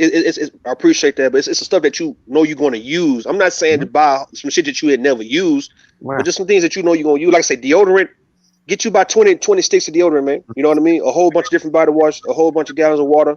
Just get that shit. Just get a whole, like when you go to Sam, get 2 or 3 of them bulk toilet paper. Just get it, bro, and feel rich in that type of shit. And therefore you attract other things in your life, because now what you telling life in the game of life is that you respect necessities. You respect, you know exactly what you respect, prioritizing your life.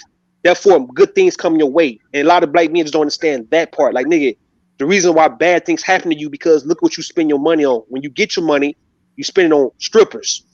You spend it on shoes, Jordans and shit. Nigga, that's why good things ain't coming your way, because you don't even know what the fuck to do when you get it. So how do you expect for so-called life to give you the responsibility of having a bunch of goddamn money, though, man, when you don't even know what to do with the little money? You know what I'm saying? You got something like a little small apartment. You can't even keep this little small apartment clean, but you want a mansion. How does that make sense? That's what I'm saying. You got it.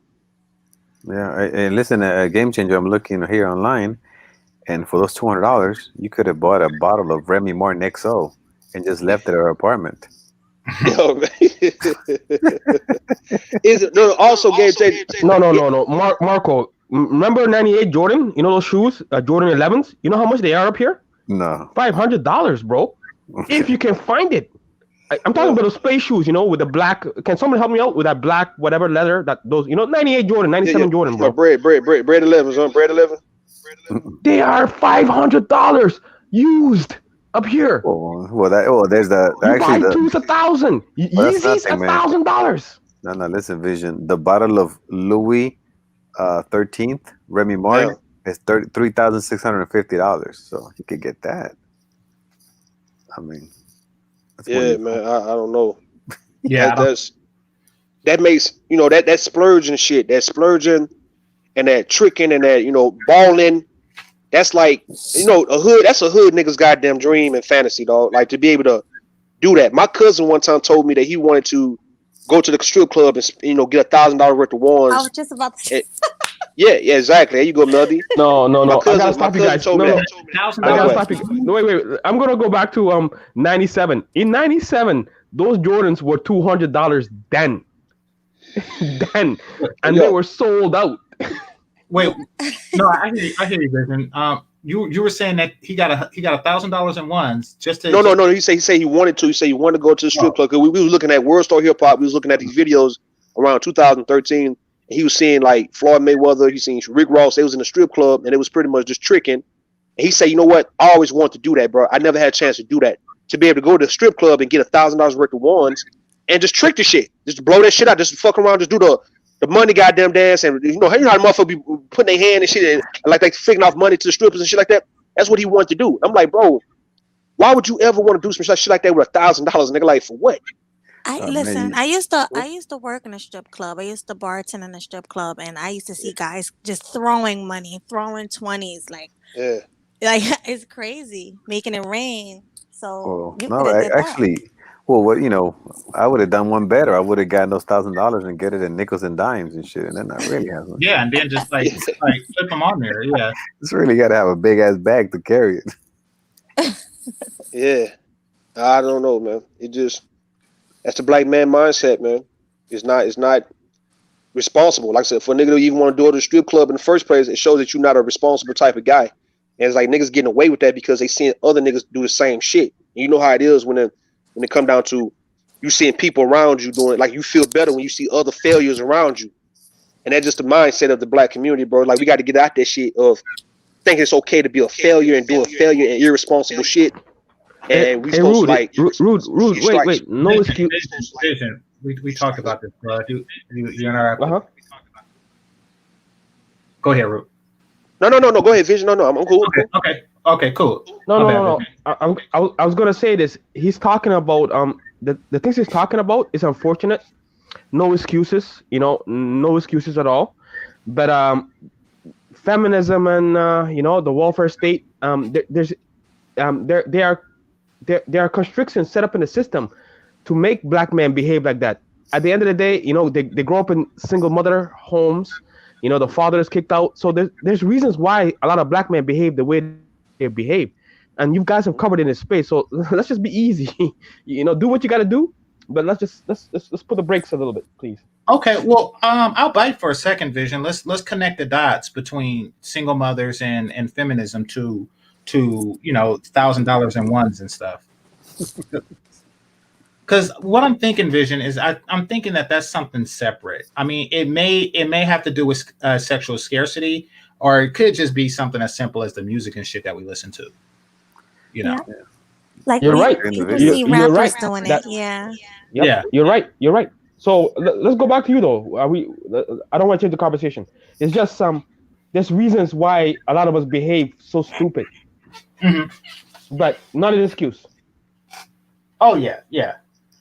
No, I mean, And go I for think, it. I think game change, like I say, you set a new standard, man. And it's simply, if you're going to go into an environment and if you see where there's a need, all right, contribute to the goddamn need, nigga, and just get away from it, bro. Like, it's nothing to even talk about. You don't even have to come back and even tell nobody you did this shit. You know what I'm saying? Like, just understand that you as a man, bro, the reason why you are here and you see this shit, because it probably was meant for you to contribute to it. All right? And it's like, no laughing at when grown men do grown men shit, bro. Yeah, we can joke and shit. All right, cool, because it sounds funny. But at the end of the day, you understand that, okay, well, if you was a kid, man, you probably want somebody to look out for your mother in that case by buying a stove and a microwave or some, wash and dryer.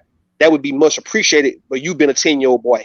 So like, don't even play it like because you're a grown man that you don't have the same type of regards for some other kid because you just don't like the decision that the mother's made, all right? Yes, that's one thing, but when the kids are here, if you are in this situation, other than that, you can stay away from it. That's what I'm going to be very clear when I say that. If you are in it, if you're going to purposely come to it, contribute to it. If not, stay the fuck away from it all together. That's what I'm saying. So yeah, a stove, a microwave, bro, a refrigerator, if it's cheap enough to where you can just put it in there, dog, ain't nothing wrong with you purchasing that when you know that you're dealing with a situation like that. Other than that, stay away from it. You got it. Nah, I agree. I mean, at first it's just something you could laugh off. Niggas was coming, but when cats just kept talking about it, I knew it was something deeper going on. I know something. Yeah, you're right. It seems like it's a symptom of something else, like you said, because if you just get down just to the dollar value, like I said, if it's $200 or whatever, 300, like you could see where people spend more on something else. So it's not really like it's weird how if it's the dollar value that you spend it on other things. So why would it be weird? It's not like you spend $100,000. You know what I mean? I mean, it's You know what it is? They're jealous they didn't go to the Dominican Republic. They never stepped foot on Dominican soil. So that's the problem. And I'm gonna say this, Melody, and Marco and Game Changer and Vision. I'm gonna say this to Game Changer. Also, and this is gonna sound real fucked up, man, but it also come down to you not being a hood street nigga doing what you're doing, right? Setting a standard. And the fact that it seemed like you coming from a place of authority. Like when niggas look at Game Changer and they hear Game Changer speak, you know we don't get the hood street vibe because even though you could be raised in the hood, but you don't come off like a nigga like that. So what you doing, what you did, right? It would have been better received if it came from some street nigga who's trying to set a new standard now, like a hood nigga, a nigga ass nigga who's trying to set a new standard, because now he would be considered more relatable compared to you, who folks will look at you and say, well, you trying to look down on other niggas who not doing that. You trying to come from a place of authority. You see what I'm saying? Exactly. And that's why they talk about your voice so much, because you have that. It's intimidating to them. So okay, you had that school teacher, that professor, you know what I mean, type of voice. You don't have you know what I mean, you don't have no slang talking, can't enunciate or pronunciate your words type. You don't have that type of dialect, man. You just speak correct English. You get what I mean? And you're not trying to profess like you just been to prison and shot niggas and been shot. See, you're not coming off like that. You know what I'm saying? When you're dealing with black men, I'm just saying, I feel me when I say this, Melody. When you're dealing with black men, I mean, these niggas, they are so stuck on who got the rank in the so-called hood and who should be saying something based on what you done put, what kind of work you done put in the streets. This reason I heard guys say things like, let's say, you know, a OG or a big homie who done been in the gang, who done did 15 years in prison, he can speak to the youth. But a guy like, say, for instance, like a Carl Winslow, you know, the youth gonna want to either rebel against him or pretty much look at him as somebody like a real CEO in the goddamn prison instead of somebody who's relatable because he didn't go through no war in the streets to get that type of respect for where the youngsters supposed to listen to him. You see what I'm saying? So Game Changer, you coming in speaking like a professor, you do have a professor type of voice. You understand that, right? Yeah. No, I mean, I get it. What I don't get, Rude, and maybe you can help me with this, is I don't, nor did I ever get this shit in real life. See, I dress like I sound and shit, you know, for the most part, people just like let me be. Like, I mean, and I have friends that was hood niggas, you know. It wasn't even, you know, like I didn't even think of the Pookie Ray Ray shit until I got hit. What, like, why is it here? Why is it here that all of this shit's coming out? Because we live in we live in two different, we live in so many different cities and states for one, and probably because people just don't know you, know your background. Now, if you got on here and told people that you done killed about 2 or 3 people, I mean, your voice would be straight. You'll be straight. Like, we'll know Game Changer as a nigga who got 2 or 3 bodies on him. Facts. Well, you gotta. Oh, Wes, I guess next time you gotta say Game Changer. You just say, you know what I did? I stole a motherfucking stove and gave it to this whole stand. Right. Right? Yeah. I did, you know what I'm saying? That's a good one, Margo. That's a damn good one right there. Yeah. You got to go in on some. We hit a lick. Yeah, and got them stoves and microwaves, and we was giving it to the mothers in the neighborhood. Yo, you can't buy it. Like, why did you buy it, nigga? Like, bro, you went in your pocket and bought this shit. You supposed to stole that shit. Yeah. So we don't call it stole change. Let me say this. Game Changer. A lot of gangsters were getting at you in this space. You know, gangsters and pimps and game niggas. No. Wait. Let me finish. Okay. So when these gangsters get their passport, let them. You know, you guys are saying Dominican Republic. Let them go to Haiti. Just drop them in the middle of Haiti or in the middle of Mogadishu, Somalia, and we'll see how they'll deal with it. A stove will be the last thing on their mind. Yeah, it's interesting. Yeah. My bad for interrupting, but I was like, I just made me laugh when you say gangsters. Like, well, it's gangsters. Hey, look. Speaking of gangsters, Vision and Marco, these guys don't know what gangsters really are. Like niggas be thinking they have it bad in America. I look at this website called Hood Site a lot of times, right? And I'm looking at Brazil and Central America and how they just straight kill the shit out of each other. They shoot the shit out of each other, behead one another, cut each other's arms and legs off. I seen a video of a guy ripping somebody's heart out of his goddamn chest, man. It's like this is what they do. So like I don't buy into the whole gangster shit unless you don't survive in those countries. Go ahead. You watch that? You saying that? I'll watch it because I want to know, like, do we have it bad compared to other folks in the world? And I'm like, hell no, man. Like, these guys, yeah, I'll watch it. I can take it. But I'm like, okay, these dudes talking about they on some real gangster, some street shit. Like, these niggas ain't never did what these Brazilians and these Central American motherfuckers are doing. Like, oh, you guys ain't never seen no shit like this, bro. Like, you missed me with the gangster shit because you done shot at a nigga or you done went to prison. That ain't shit compared to how other folks are living in the world. So like with Vision has got to saying, go to Haiti, go to Mogadishu, Somalia, go to these places where it's some real gangster shit going on. Go to Liberia, Monrovia, Liberia, and let's see, can you survive in them jungles? And then you can prove to everybody that you are really a gangster.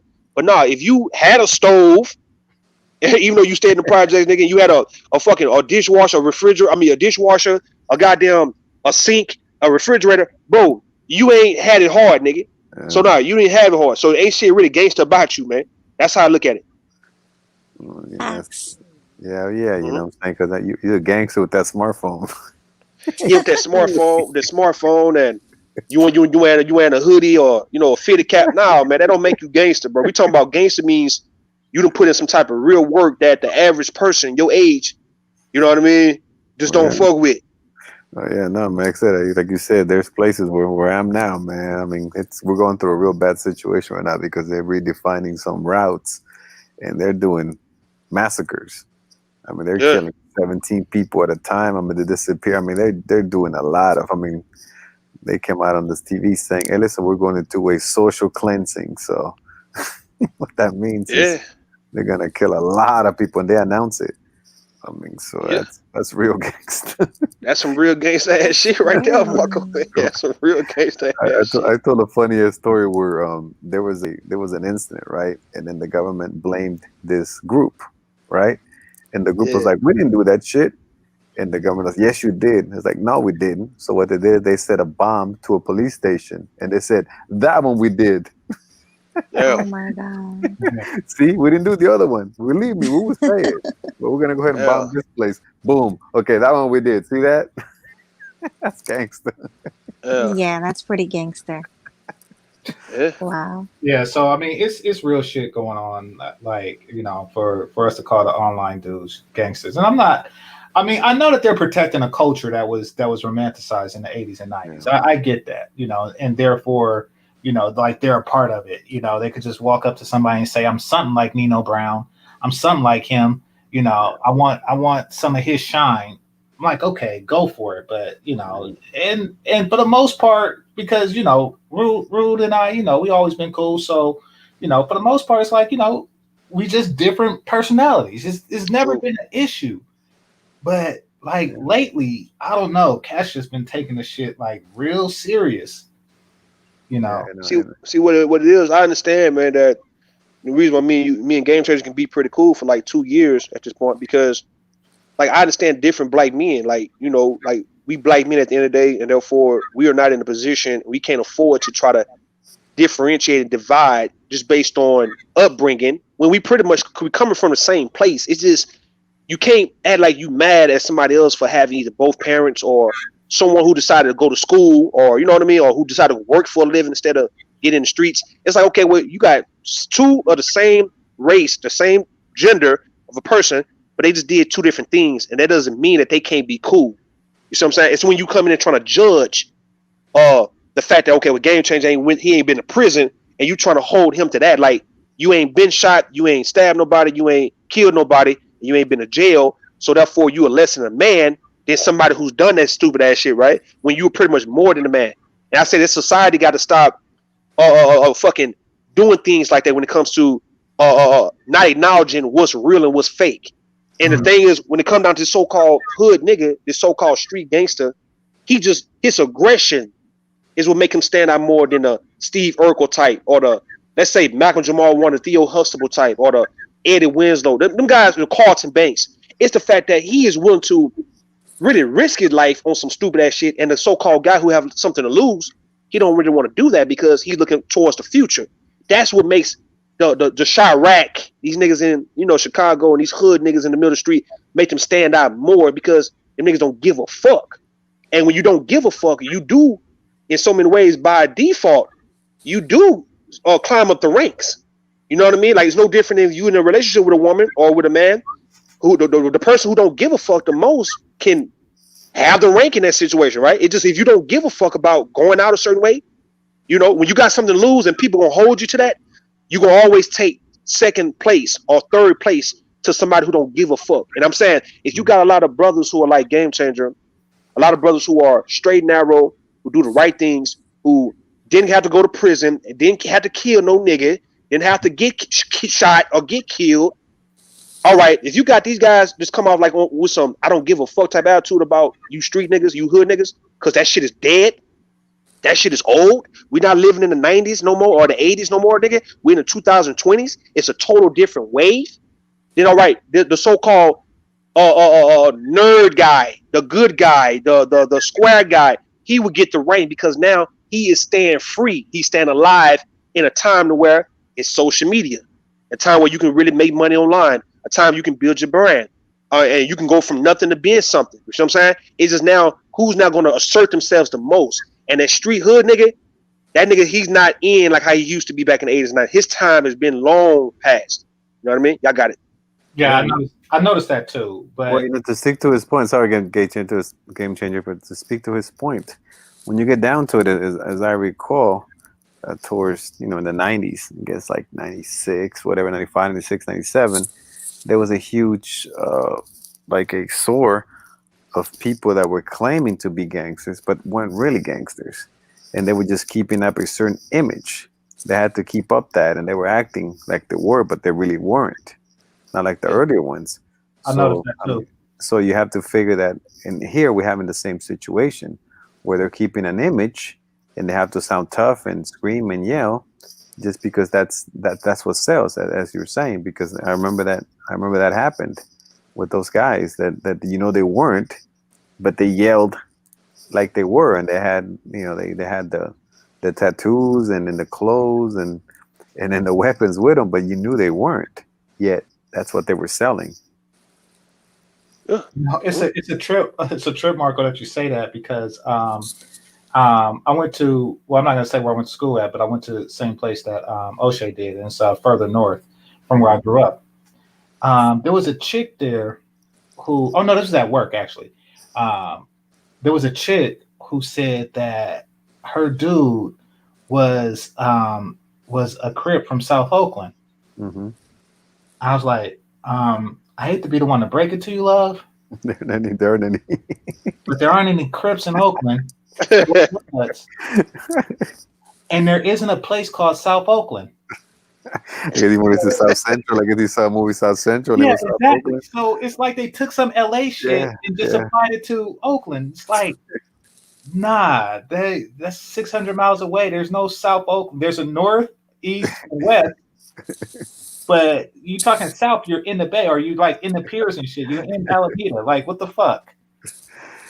What the fuck? He's all and she was eating the shit up. She was like with the shit, like, I mean, she wasn't the baddest there was, but I was like, so that's what it was. I mean, period where the shit was like fake as hell. Like it was a lot of fakers, and she didn't know because she was from like a whole different state. No, I mean, I recall that. I mean, I recall some shit like that when I used to go somewhere, and it was like, okay, who's from the baddest hood? And that was like the thing. Well, where you from? Where'd you grow up? That was like the thing, and they were like trying to like just say what was the worst place for everything. And I used to always say, okay, well, that's where you grew up, but you don't look like that. Why is that a good thing? Like that's what it was at that time. That's what we're saying. Yeah, I hear people saying I'm from New York. Like, so? Yeah. Staten Island, goddammit. Staten Island. You're gangster over here. I'm like, Park Avenue in your ass. So let me, if y'all don't mind, let me ask Melody, if you don't mind me asking you a question. Sure. Okay, like, do you think that this, like, in today's time, do you think that this whole street hood nigga shit, that Pookie and Ray Ray, do you think this shit's now overrated, or is it something that you liked at one point, or you got past it? It's very overrated. At one point, I did think it was cute back when I was like 16, 17. But now I'd rather like an educated name, a smart nerd. I'd rather that. What was cute about it? I want to know what was cute about it to you from a woman perspective, a girl perspective. I don't know. I just liked it. I liked the tough. I wanted a tough guy because I felt more like protected. Okay. And I hear that a lot. I hear that a lot from women that it really come down to they perceive the street nigga, the hood nigga as more tough, right? So that was my thing when it comes down to a lot of guys who don't have to go around acting like they tough or looking like they tough, but really be tough at heart. That women, they look at your exterior. They don't give a fuck about your actual heart until you just maybe have to knock a nigga out in front of her. Then she probably look at you. You can be a Will Smith type of guy with hands. And I say I would tell a lot of men who don't want to come off like they some street and hood nigga because you don't want to be put in the category that you probably have to just knock out somebody or punch somebody like on some Derwin. I don't know. You remember watching the TV show The Game? It came out like years ago on BET. I'm talking about the Melanie. You talking about football, right? I've seen it before. All right, then. Well, you see how Derwin Davis on the TV show? Yeah. Mm-hmm. Now he was the biggest square, but he had the best hands on the show. That's true. You got a point. Even Steve Urkel. Steve Urkel could play basketball and could whoop your ass on the show. Yeah. Like Steve Urkel was never a punk. I mean, he was a little punk in the beginning, but when Steve Urkel became, older and he started turning to Bruce Lee and all that, man, Steve Urkel was whooping ass and he was playing basketball, man. Steve Urkel had heart because remember Lorenz Tate was bullying him or some shit like that. Yeah. He took him to the ring. It was was putting. Yeah, that's when he was younger. But I'm talking about as he got older.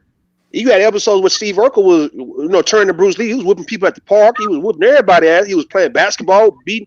he was doing his thing though, man. But he was a scientist, and I'm like, I mean, sometimes you just have to show that. Sometimes you do have to show that you will punch the shit and knock the shit out of somebody, and you just a square, laid back, chill guy, and you just got to show you got the hands, because at the end of the day, the women just want to know, can you fight? When it comes down to women, Game Changer and Marco, they just want to know, will you fight for them? Will you fight in front of them? Because it really ain't always about the lame per se. It's the fact that you are viewed lame when you can't fight. You see what I'm saying? Or you wouldn't fight or stand up for yourself. So you can be just a guy who's well behaved and very memorable, but if you just can't fight, you could be a street nigga, right? But can't fight, and a woman would look at him sideways and be like, nigga, I ain't fucking with you. You look like you could do it, but you can't. Right. So it ain't got nothing to do with lame and street nigga, lame and educated lame or Pookie and Ray Ray.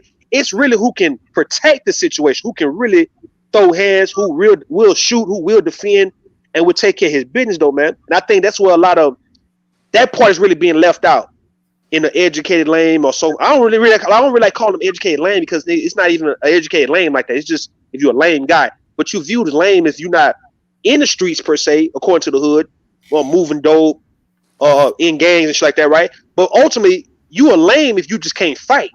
If you got a woman and you wouldn't protect this woman when another nigga try you and try her. You see what I'm saying? That makes you lame. Other than that, bro, you could be a nerd. You know what I'm saying? You could be a professor, you could be a doctor, you could be a preacher, you could be a altar boy, you could be whatever. No, you could be all that. But if you can fight, exactly, you in the door. It's all about protection when it comes to women. Thank you. We want to feel protected, by our boyfriends. If you, this is the reason why a woman will fuck with a crazy ass nigga, because she know he can fight. Like, he crazy acting, but he'll fight. Yes, just show a woman that you will fight. Show a woman that no one's gonna try her or try you in front of you, bro. Like, it's not gonna ever happen. And she will be fucking with you, bro. Like I say, if she you can't really blame the women for gravitating to guys who look like they would protect them more than the guys who look like they wouldn't. You see what I'm saying? I think that's where the hang up is, like, right there. Like, bro, how about you show, if Game Changer knock a nigga ass out in front of Melody, bro, and see if the Melody won't be on you over this so-called ain't shit ass street nigga. You see what I'm saying? Just see. Marco got all them women, the beautiful women that be on this channel or be on the panel. Just knock somebody's teeth down their throat and just see. You know what I mean? When people say Marco's a lame, which no one is saying, I'm just saying, let's see, because he's a well-behaved brother, where they say, oh, he's a lame. Nah, Marco would knock your ass to clean out. He would beat your ass. Yeah, no. All right then. Well, at that moment, he's not a lame then. If he would beat your ass, he's not a lame. You know what I'm saying? Go ahead. Marco's an athlete. He'll beat the shit out of somebody. I had to fight. I'm from South Central, homie. I had to fight enough. And that's the only way they left their ass alone, because I was going to try you. I mean, I always talk about that. They used to always fuck with us because they and a lot of the fools were afraid to fight. So they used to join the gang just because they were afraid to fight, or they were afraid to get their ass kicked. But then we used to fight. They used to fight to the point that they were like, fuck it. They got tired of fighting us. Like, fuck it, just leave them alone, man. Because these motherfuckers will fight. And we fought. Yeah. So and that's what it was. You know what I'm saying? They just never fuck with us no more, because they were like, oh, we're going to fuck you up. All right, you will, but this is going to hurt you. Go ahead. you got to think about it. You got to think about it, Marco. Oh, go ahead. Did you grow up near those 60 niggas? down the street, homie. Down the street. The fuck is up with I went there. I went to LA just on some fun shit, some Disneyland shit, kicking with people and shit. And dude I was with, he from there, and we was in the club, and 30 of them niggas just jumped the shit out of this big ass Puerto Rican dude, and then bragged on the shit.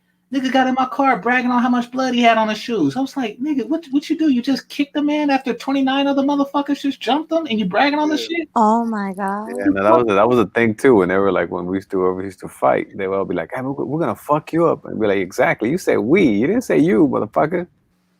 What's up? Yeah, white guys get real tough in a group. They get real tough. That's the reason. That's the reason for gang banging. If this guy named Daylight, this rapper named Daylight said he realized that gang banging, the gang banging got two different definitions, but he says it's the same thing though. It's a bunch of niggas who are fucking pussy. Two different definitions mean the same thing. A bunch of these niggas who are pussy at heart, man. Or they are fucking pussy. That's what it comes down to. These dudes, for you to even join the game mean you weak than a motherfucker, dog, because men don't even have to join gangs. There's nothing wrong with joining a brotherhood. That's one thing. If y'all network, cool. But the gangs and y'all going around just jumping people, y'all just need help to mob up on niggas and shit like that, and you a pussy, bro. Because I mean, what's the point of you doing that? Like, what's the point of you going to the club jumping a nigga? Like 30 of you niggas jumping one dude. What's that? What's the point of that? Oh, What can one dude do to 30 of you guys, man? Nothing. That's so lame. But how can you feel so tough after doing some weak ass shit like that? No, you're right. Yeah, my bad. No, you're saying you're right because there's a lot of the homies that used to come up with elementary and junior high. We will see that they weren't about that shit, but it came to a point where they just felt like, okay, I just gotta belong. They couldn't stand alone. So then they were like, what? I mean, now you gangster now? He said, now you gangster now? Are you serious? It's like, I mean, we know who the fuck you are. You know what I'm saying? It's like, but that's what it was. A lot of times they just couldn't stand the pressure, or they couldn't stand alone, and then they would do that shit. And it was like, yo, man, I remember you from fucking, from third grade. Man, what the fuck's wrong with you? Yeah, and I want to say this, motherfucker, And I want to say this to Melody though, because I'm looking at her, and I also like Jessica X, and who they pretty much coming over in this space to kick it with the brothers, because I know women get tired of the same type of shit. Like when you are giving yourself to a man, and yet he's put himself in risk to lose his life and lose his freedom. I can understand. I'm not even a woman, but I can understand how that can make you uncomfortable, knowing that, well, damn, a certain type of guy who you may think that would protect you is a motherfucker who about to get killed next year type shit, because he's a part of this so-called gang or this mob, and these niggas don't do shit but just go around and just do street bullshit, not real street shit, but just little mischievous little boy street shit, so that, well, they all can end up getting locked up and getting killed for doing it, but yet you end up having a nigga baby like that. You see what I'm saying? I'm looking at YouTube. Exactly. I'm looking at YouTube being younger women, and y'all looking at this from a different perspective. Like, okay, well, the women of the 90s was still so caught up with that hood love, that thug passion, that street shit, right? But they lost a lot of their baby daddies and shit. They lost a lot of their boyfriends to the streets, and now they got stuck with a baby. And I know that could be very uncomfortable to be purposely. You stuck with a 3-4-year-old when you were just with this nigga last week. And now that's why. I'm sorry. You got to go ahead. I was gonna say, and that's why I would never mess with a Pookie or Ray Ray right now. At my age now, like back then when I was a teenager, yeah. But now I'm thinking about the future. Like, I can have a baby. This guy can get locked up. This guy can get killed. Somebody can kill me because of him. Like, no, I'm good. Because because those guys put the streets over family. That's no different than the mafia. They put everything over their family. Like, even if you was dying, or if your kid was dying, if the so-called street, if they gang or if they mob needed them guys would abandon you too to go be with them. That's how I know that these niggas don't know what the fuck they doing, because how do you compromise your family for the sake of some dudes on some stupid shit? Not no revolutionary shit. You ain't no Che Guevara and goddamn Fidel Castro, man. What the fuck are y'all doing? Like, y'all not going to go fight for some land and fight for a nation? So what the fuck? Like, you guys will abandon us? And like I say, going to jail is abandonment. All right, let alone getting killed. But yet, you got a 3-4-year-old now that you got to raise by yourself, all because you got a knucklehead, nut ass nigga who just don't understand how to put family over his so-called fake ass bros, and how uncomfortable that shit makes a woman feel. We got these niggas contributing to these broken homes, these single mother households, right? I'm looking at the younger women, and I'm like, all right, these women not gonna put up with that shit, bro. Like, they understand that the Pookie and Ray Ray ain't the only tough nigga. Like, it could be just a guy who go to work who can whoop your ass too. So therefore, she might as well fuck with a guy who is reliable like that, who's gonna go to work, who know what it means to be a father, and gonna bring his goddamn ass home. You see what I'm saying? He gonna protect his home and gonna be with the family for 20 years, 30 years. If he dies, it's gonna be because he had either a car wreck or some shit, or he got sick. Not because he got killed when he was just with us earlier this morning, but he got killed 4 o'clock that goddamn evening. The fuck? That's not a. Yo, go ahead. You got it. No, I'm sorry, I cut you off. I'll go after you. No, you got it. I'm good. Mm-hmm. And then they want you to hold them down. You got their baby and everything. Then they expect you to send them money and hold them down when you're the one with the money, with the baby that need money, right? Do you understand? Do you understand what holding? You understand what holding down mean, Melody, from a street nigga perspective? I thought it was like send them money. That too, but also he pretty much saying he need for you to be able to catch a case and take a charge for him too, if need be. Oh wow. That's Do crazy. you know how many women, Melody? I'm sure you do, but you know how many women took charges for they niggas? Yeah, I can imagine. No, too many. We talking about anytime you see a woman dealing with a certain type of Pookie and Ray Ray, ain't shit ass Pookie and Ray Ray nigga who ain't trying to be productive, she's taking a charge for that nigga. Not me. I went Gun see. charge and put some dope. Had a nigga dope. So all type of little charges because she protected that nigga from going to prison or going back to jail. So she took the charge. A lot of these women got felonies because of the hands of their goddamn nigga. And I don't think a lot of folks speak on that for why this woman stays stuck with a nigga like that because she really can't go nowhere now because you got a felony because this dude. You done a year in jail because of this nigga you with.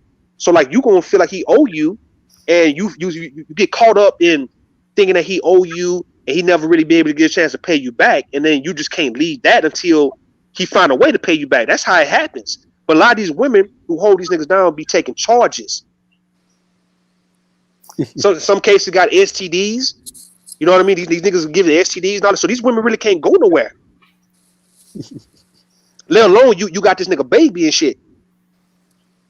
See, the trap game, understand, Mel, the trap game is not really a game that women only play.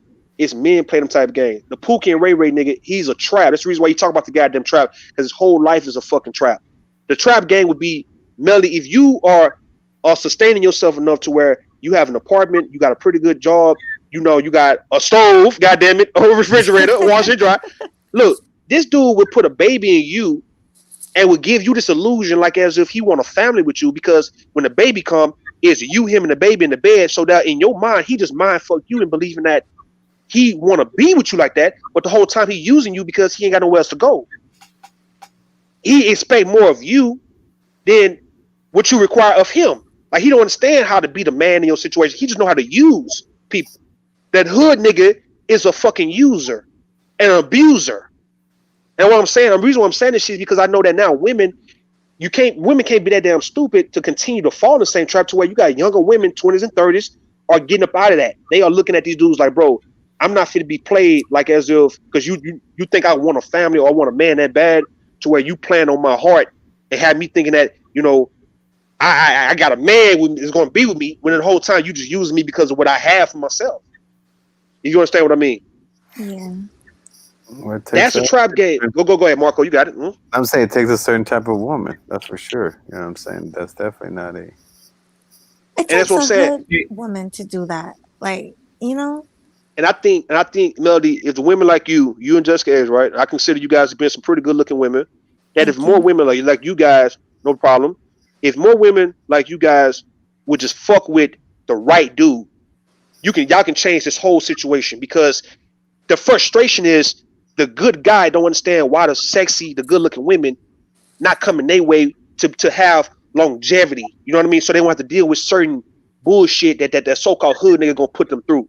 Like, the more qualified brother is feeling like, hey, why in the fuck are you in your 20s and you gonna fuck with a nigga that's gonna get killed next year anyway, and you gonna have his baby, and then you finna catch a charge for this dude, and on top of that catch an STD and all that? Why would you do some weak, like, that type of danger? If you're a thrill-seeking type of woman, I mean, that's one thing, but god damn, this gonna fuck with you well into your 40s and 50s. Why wouldn't you just not go get with a guy who is gonna pretty much take care of you and look out for you? Like I said, game changer, right? Who gonna buy you the stove, know how to come and pay the bills, know how to come and put groceries in the goddamn refrigerator, and you ain't got to ever have to worry for shit, because his job is to make sure that you and the kids will be at ease. Because obviously, game changer can go do that for another goddamn woman in another country. So why would he do that for you and your kids? If that's the case, you know what I'm saying? Why wouldn't the so-called sexy chick, when we all know that men just love sexy, pretty ass women? We just want the sexy and pretty woman. But goddamn, the sexy and pretty woman fucking with a certain type of guy because she thinking that he's gonna protect her more than a guy who go to work every day. Nah, this is the reason why I'm telling these brothers, knock out one of these Pookie and Ray Ray niggas in front of these sexy chicks and see who she go home with. Punch this nigga in his goddamn jaw the next time he's trying to rise up, because the niggas, they ain't got that kind of heart. I was raised around these dudes. I done had many fights with these niggas to know that, bro, we were just raised in this environment. But nigga, you really ain't got that type of heart. All you have to do is just punch the nigga in his goddamn nose and he gonna sit down. I mean, it's facts. Yeah. It's facts. Don't let that aggression, don't let that rah shit fool you, Because on a few of them guys who really will shoot, will kill, will fight. Everybody else, them niggas, they just part of the hood. And what I'm saying is that when you got these good looking women who are raised in the hood, and even though a lot of black women have an affinity for the Pookie and Ray Ray because, you know, your uncle and your daddy and your brother is a Pookie and Ray Ray type of guy, so you have a love for him. What I'm saying is that it's a new day. Now you have to understand why you've been losing in relationships is because look at the nigga you giving pussy to, man. Like, this nigga didn't have to get your pussy though. This guy, Carl Winslow, I'm not saying because Carl Winslow was an overweight brother, him or Uncle Phil. We talking about what he chooses to do. He's a police. Give it to a police officer, man. Uncle Phil is a judge. Cliff Huxtable is a goddamn doctor. Go get with Overton, and motherfucking Kyle and shit from Living Single. Look, them guys is who What you about need to Rock, be married man? to. What about Rock? You forgot Rock. Get Rock. There you go. All right, there you go. Get Rock. Get Braxton P. Harden the Brick, motherfucking Steve Urkel. These are the husbands. If women don't understand that the husband, his job is to ban the house. He will be the glue, even though the woman is going to be the matriarch and she's the glue too. But his job is to make sure that the house will always stay together respectfully, right? You want a man who's going to bring his ass home. If you're going to have fun with Pookie and Ray Ray, have fun with that weak ass nigga. But when it come down to you now coming home and having your man come home, what you want is this dude. You want that Carl Winslow to bring his ass home, like how he did on a TV show, right? Like Rock brought his ass home every day. Uncle Phil brought his ass home. These men come home. Y'all got it. So No, that was I didn't perfect. really, see. I know that I know, and for whatever reason, probably because I'm like, I guess I'm the like nerdiest dude in this space, but you know, so they come to me with the shit. There's an assumption that that's the complaint that we have, that you know, that we're jealous of the pussy that they getting or something like that. To be perfectly honest, and you know, there's no real polite way to say it, you know, but we had similar talks, you know, earlier last year.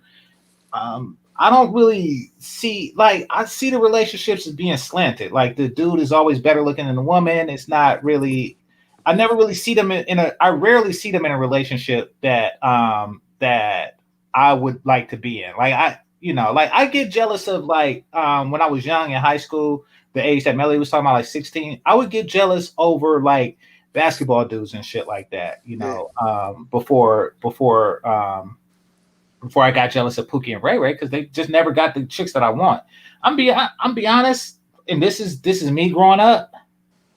They would fuck the chicks that's addicted to whatever the fuck they selling, and that was like their primary, you know, pussy pool right there. That's okay for them, you know. And don't get me wrong, if you just happen to be a pretty motherfucker or a handsome dude, you're gonna get it no matter what, whether you're a nerd or, you know, whether you're athlete, whether you Pookie Ray Ray, no matter what. But that had little to do with what you're doing. Now, there's some truth in what Melody was saying, as far as their protection thing goes, but it's a certain type of female that, and this is not a shot at you, Melody, but you know, there was a certain type of female who was into dudes like that. And they did, and Pookie Ray Ray, to their credit, they did have an advantage with that type of chick. But these chicks were habitual shit starters.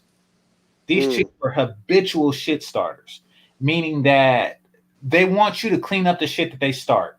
And, you know, and that's not protection. That's just aggression. You know, that's just aggression. I had homies that fucked with chicks like that, and, you know, they were always in shit over their chick. You know, like always. That was starting shit. That was talking shit and starting shit. I remember. Yeah, I actually know somebody who got killed over his girl. It's sad. Yeah, exactly. And, you know, no matter what they look like, you know, like I would just rather not have that mentality in my life because, you know, I mean, you know, I'm not a coward. I'll defend myself and my chick from an aggressor. But from some shit that you started, and I know you started it, that's a whole different thing. So I believe Melanie when she says she's looking for protection, but a lot of these chicks out here be looking for aggression, and they go to Pookie and Ray Ray just for that shit. Yeah. Pookie Ray Ray. Yeah. So Pookie. And one thing, I didn't really trip because they had their chicks and I had mine. You know, and you know, sometimes mine's is hotter. Really most of the time mine's was hotter because they kind of set a low bar, but but sometimes theirs was, but that's their chick. Like I wouldn't trip on that the same way I wouldn't trip on a chick who say I only fuck with athletes or I only fuck with tall ass niggas, or I only fuck with, I don't know, what's another category, I only fuck with fraternity. Yeah, I only fuck with rich, I only fuck with fraternity dudes. It's just a category that chicks wanted to fuck with. So I mean, like, You forgot the rappers. I only fuck with rappers. yeah, I only fuck with rappers. Like I never really tripped. So it kills me, Rue, when Pookie Ray Ray come at me and tell me what the fuck I'm complaining about when I'm not complaining. Yeah. Real talk. Like you never heard me say Pookie Ray Ray getting all the pussy and shit. Like I swear I didn't even think of that shit, Because for one, I didn't have a category. I didn't have a category for him. Like I'll have my opinions over that. I told you about the nigga that got jumped, and I was like, damn, that's some like foul shit. But like, if anybody did, if any group of people did, if Marco, if your baseball team did some shit like that, I'll be like, what? Yeah, no, like only on the field, man. Only fuck you up in the field.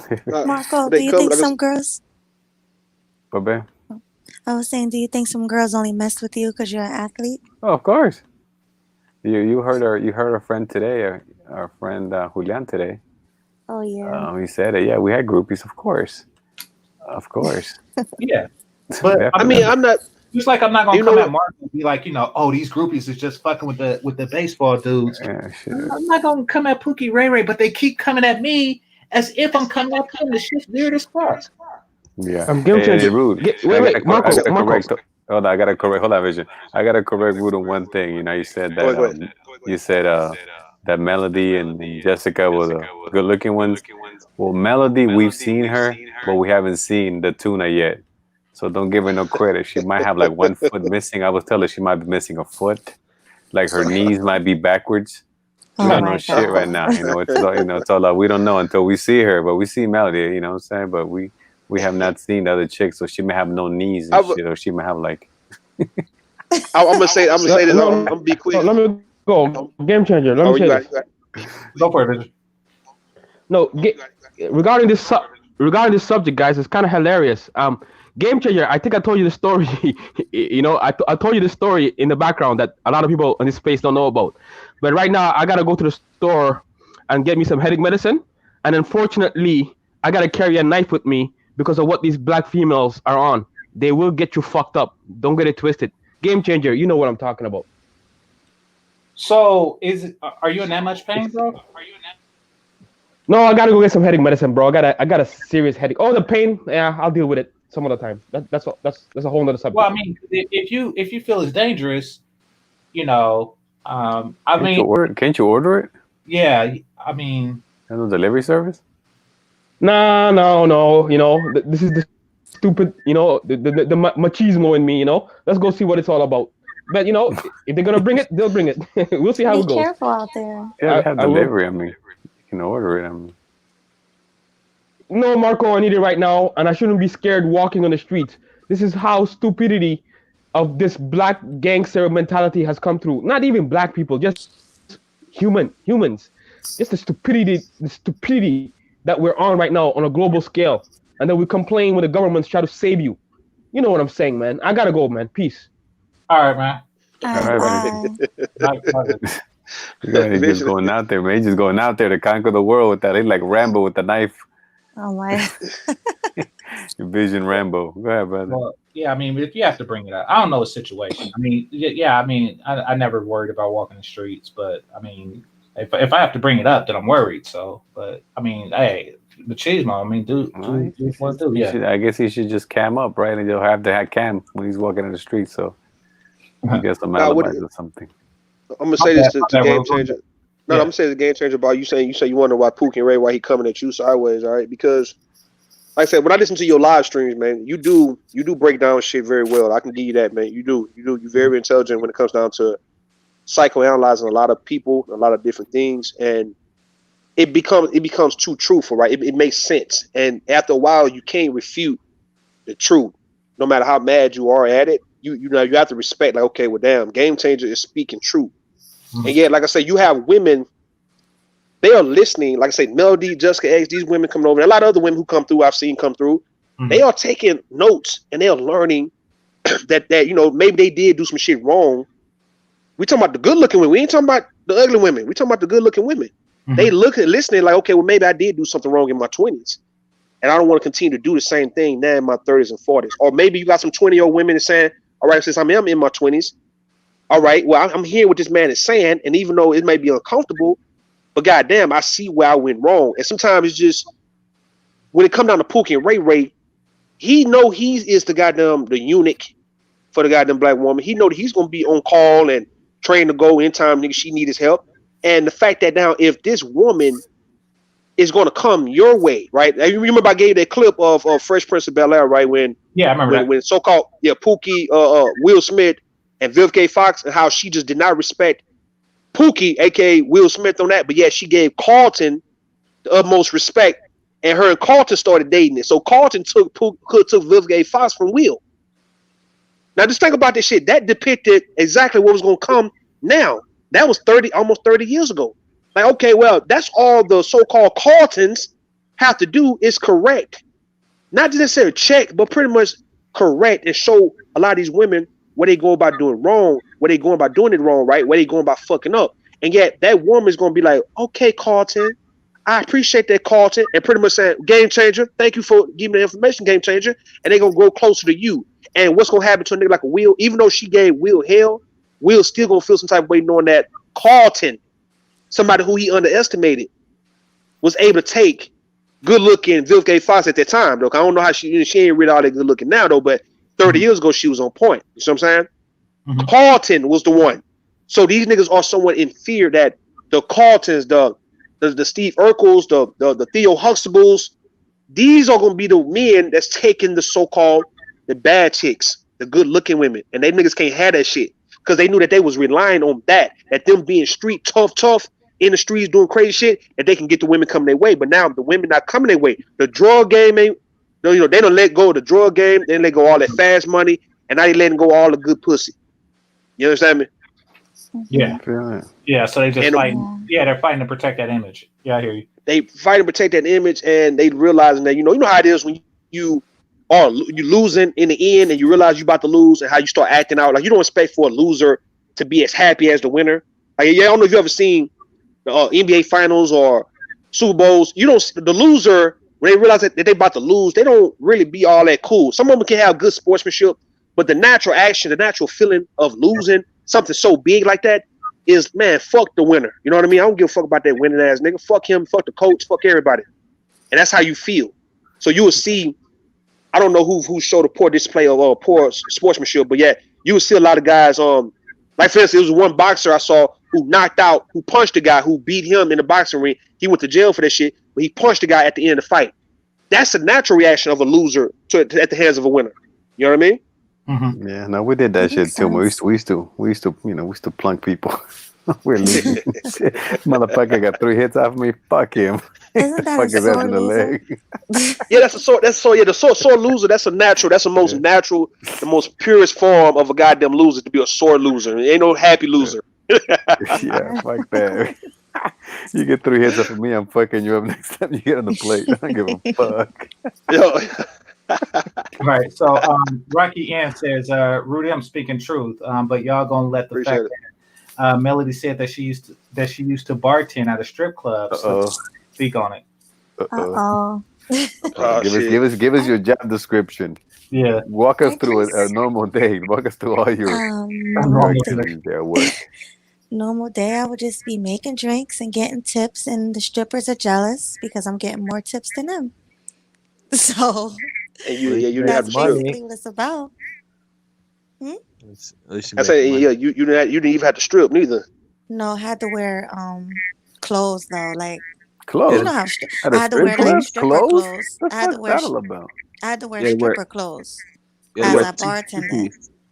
Yeah, like clothes that strippers will wear, and I'll just be walking around making drinks. And most of the guys would talk to the bartender over the stripper. Honestly, sometimes the stripper is cuter. I mean, or sometimes the bartender is cuter. Yeah, like they like the bartender. I like the bartender. Look at that. But look. Let me ask you something. Did you ever consider stripping at one point or dancing? Of course. Did you? Yeah, I did. I saw. Stop lying, Melanie. No, did I strip? No, but I saw the strippers. You know how they was making the money, but then they told me they saw how I was making the money. So I'm Hey, like, no, you guys got to make more money than me. hey, But I Salmon, would never Rocky, do it. Salmon. Listen, Rocky sent that Don't super draw chat, the but he really wanted to temptation, hear some Melanie. stories. He wanted to hear some crazy stories about the club. Can you tell him one? It's a lot of stories like about me or about the girls. I just said he said she got some crazy stories about the club though. So just say one. Trying to think. Um, She spilled a drink once. yeah, there you go. She I don't really. mistook the tequila for the rum.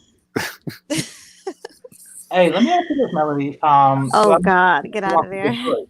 I met one from Detroit, and she was on it. Are a lot of girls on coke? Yeah, they do drugs. Yeah, they do Damn. drugs in there.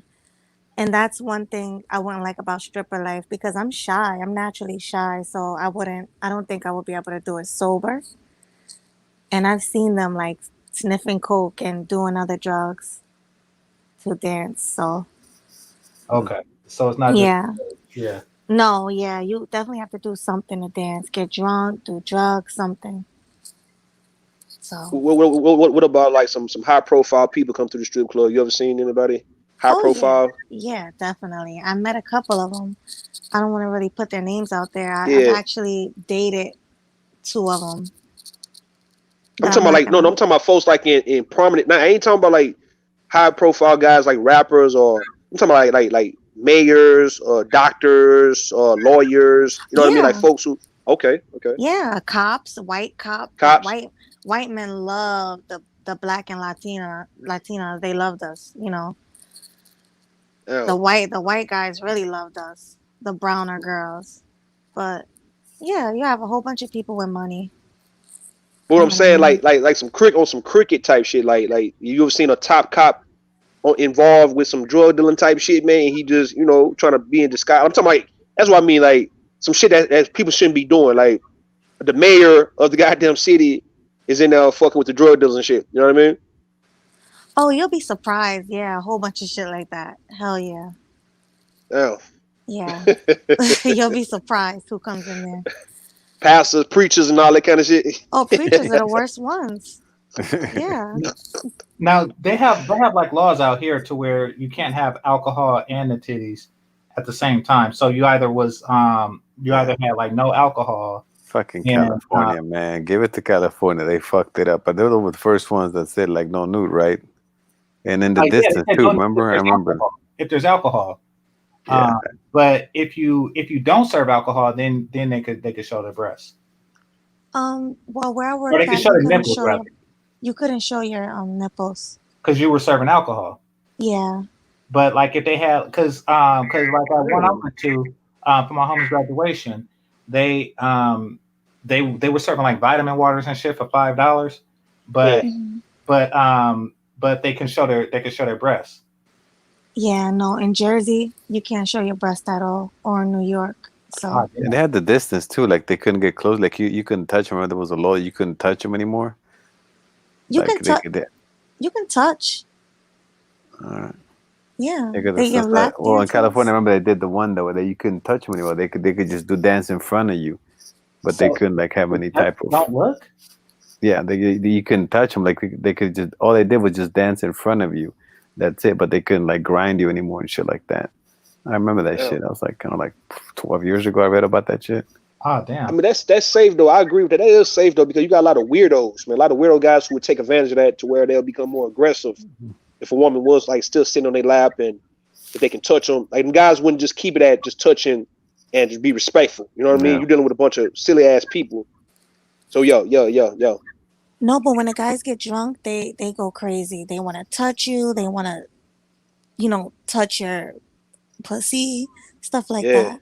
Yeah, I've had. Yeah, those are the crazy stories. Guys actually like pulling on my thong, touching my pussy. Following me. Yeah, following me That's way around. too aggressive. Yeah, you get a real case Yeah, nowadays. smacking my ass. Hey, did you clean the pole? I didn't clean the pole. No. No, because the Juice Girl. Okay, so I don't know how long it's been, but y'all know the movie Ride Along. No. Okay. When that movie came out was the last time I've been to a strip club with my dad, and the same girl that was the bartender or the one that got the juice and shit, she also cleaned the pole. So I thought that was you. No. I didn't have to clean the pole. Okay. No. Mm-mm. Okay. Strippers tried to fight me. They thought I was trying to take their money. Like, oh, you trying like it's crazy. And those girls, their personalities are like ridiculous. They want to fight you for everything, and I'm not like that, so that's why I had to leave. Yeah, You know, piranhas. I'm not. Yeah, because they, like you said, they're on drugs. They're drunk. I'm not. So it's like the personalities just clashed. Nana envy. Yeah, I had no friends in there. Chaos Rain, what's I on your just do mind? my job and go. Hello. No, this actually I jumped in. Conversation was interesting. I forgot what the subject was. I froze in. That's why. We were talking about haters. GC's haters. Yeah, Really, you're pretty much winding down. ain't no haters, man. Stop. No, he I definitely mean, has haters in his the space. haters exist, but I mean, Ain't no haters game changers. Do your content, man. Ain't nobody hate, man. all right, appreciate it, man. But yeah, I rarely go. I think it's been like over 10 years since I went to one, and I thought that they would just be like died out with like free porn and all that shit. I thought that they would just like go under, especially now with all the rules. You still, I mean, I'm sure there's still a need. I mean, there's still a need for some type of, people Yep. have to see it. I mean, you have to see it, just like the newspaper. Some people want to grab the newspaper instead of reading in the iPad. Yeah. Let me ask Melody a question. All right, no disrespect to you though, but like, do you have like an OnlyFans? Like, would you do one, or if you had No. one? No. Okay. Yeah, the sex working, I don't do. Yep. Would you be on some madam type shit? Like, would you have some women under you working for you? Good question. Yeah, actually, I mean, Wait a minute.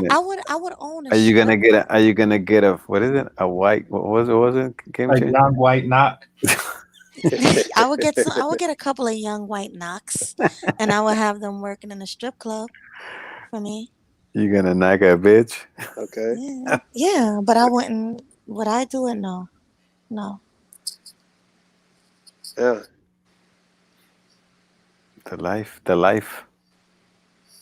Especially if I had like a husband, we probably would get a business started, like a strip club or escort business or something like that. Yeah, why not? Hey, would y'all do that, fellas? Like, open up a little cat house in Nevada or something like that if you had to do. Probably so. I probably would, man. If I had a wife or your girl, yeah, I probably would. I'd let Right? her run it.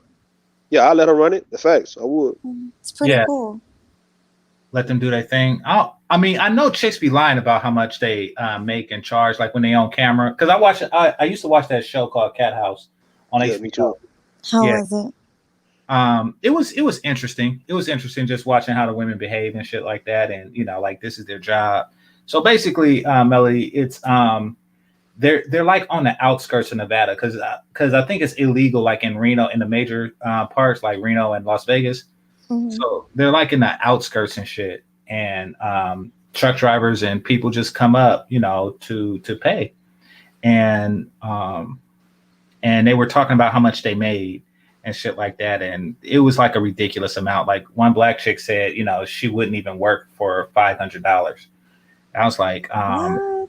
yeah, exactly. I was like, man, how much would she work for? Like it seemed like they dropping major bread, but I know they lie on the screen, so I don't know how much that stuff like that really bring in. But if it's guys that's just cashing out on OnlyFans, then it stands to reason that they'll do that. Yeah. That OnlyFans thing is getting out of hand, though.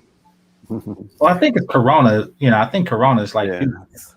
Well, I mean, the can's been around for a long time. I mean, Yeah, cam girl's been around for a little bit. Yeah, I mean, before that it was the phone sex. I mean, Oh yeah. this is not weird. I mean, this is not Yeah, outrageous. it's getting to the point where it's getting real. Like I'm getting real jaded looking at like the naked woman on Instagram. Like I'm not even getting the same effect that I used to 15 years ago when it was new. I think what's Yeah. going to happen is like now the more the well dressed or the more conservative, the modest dressed woman is going to come right back in style to where she's going to be the more sought after woman in like 2 or 3 years from now.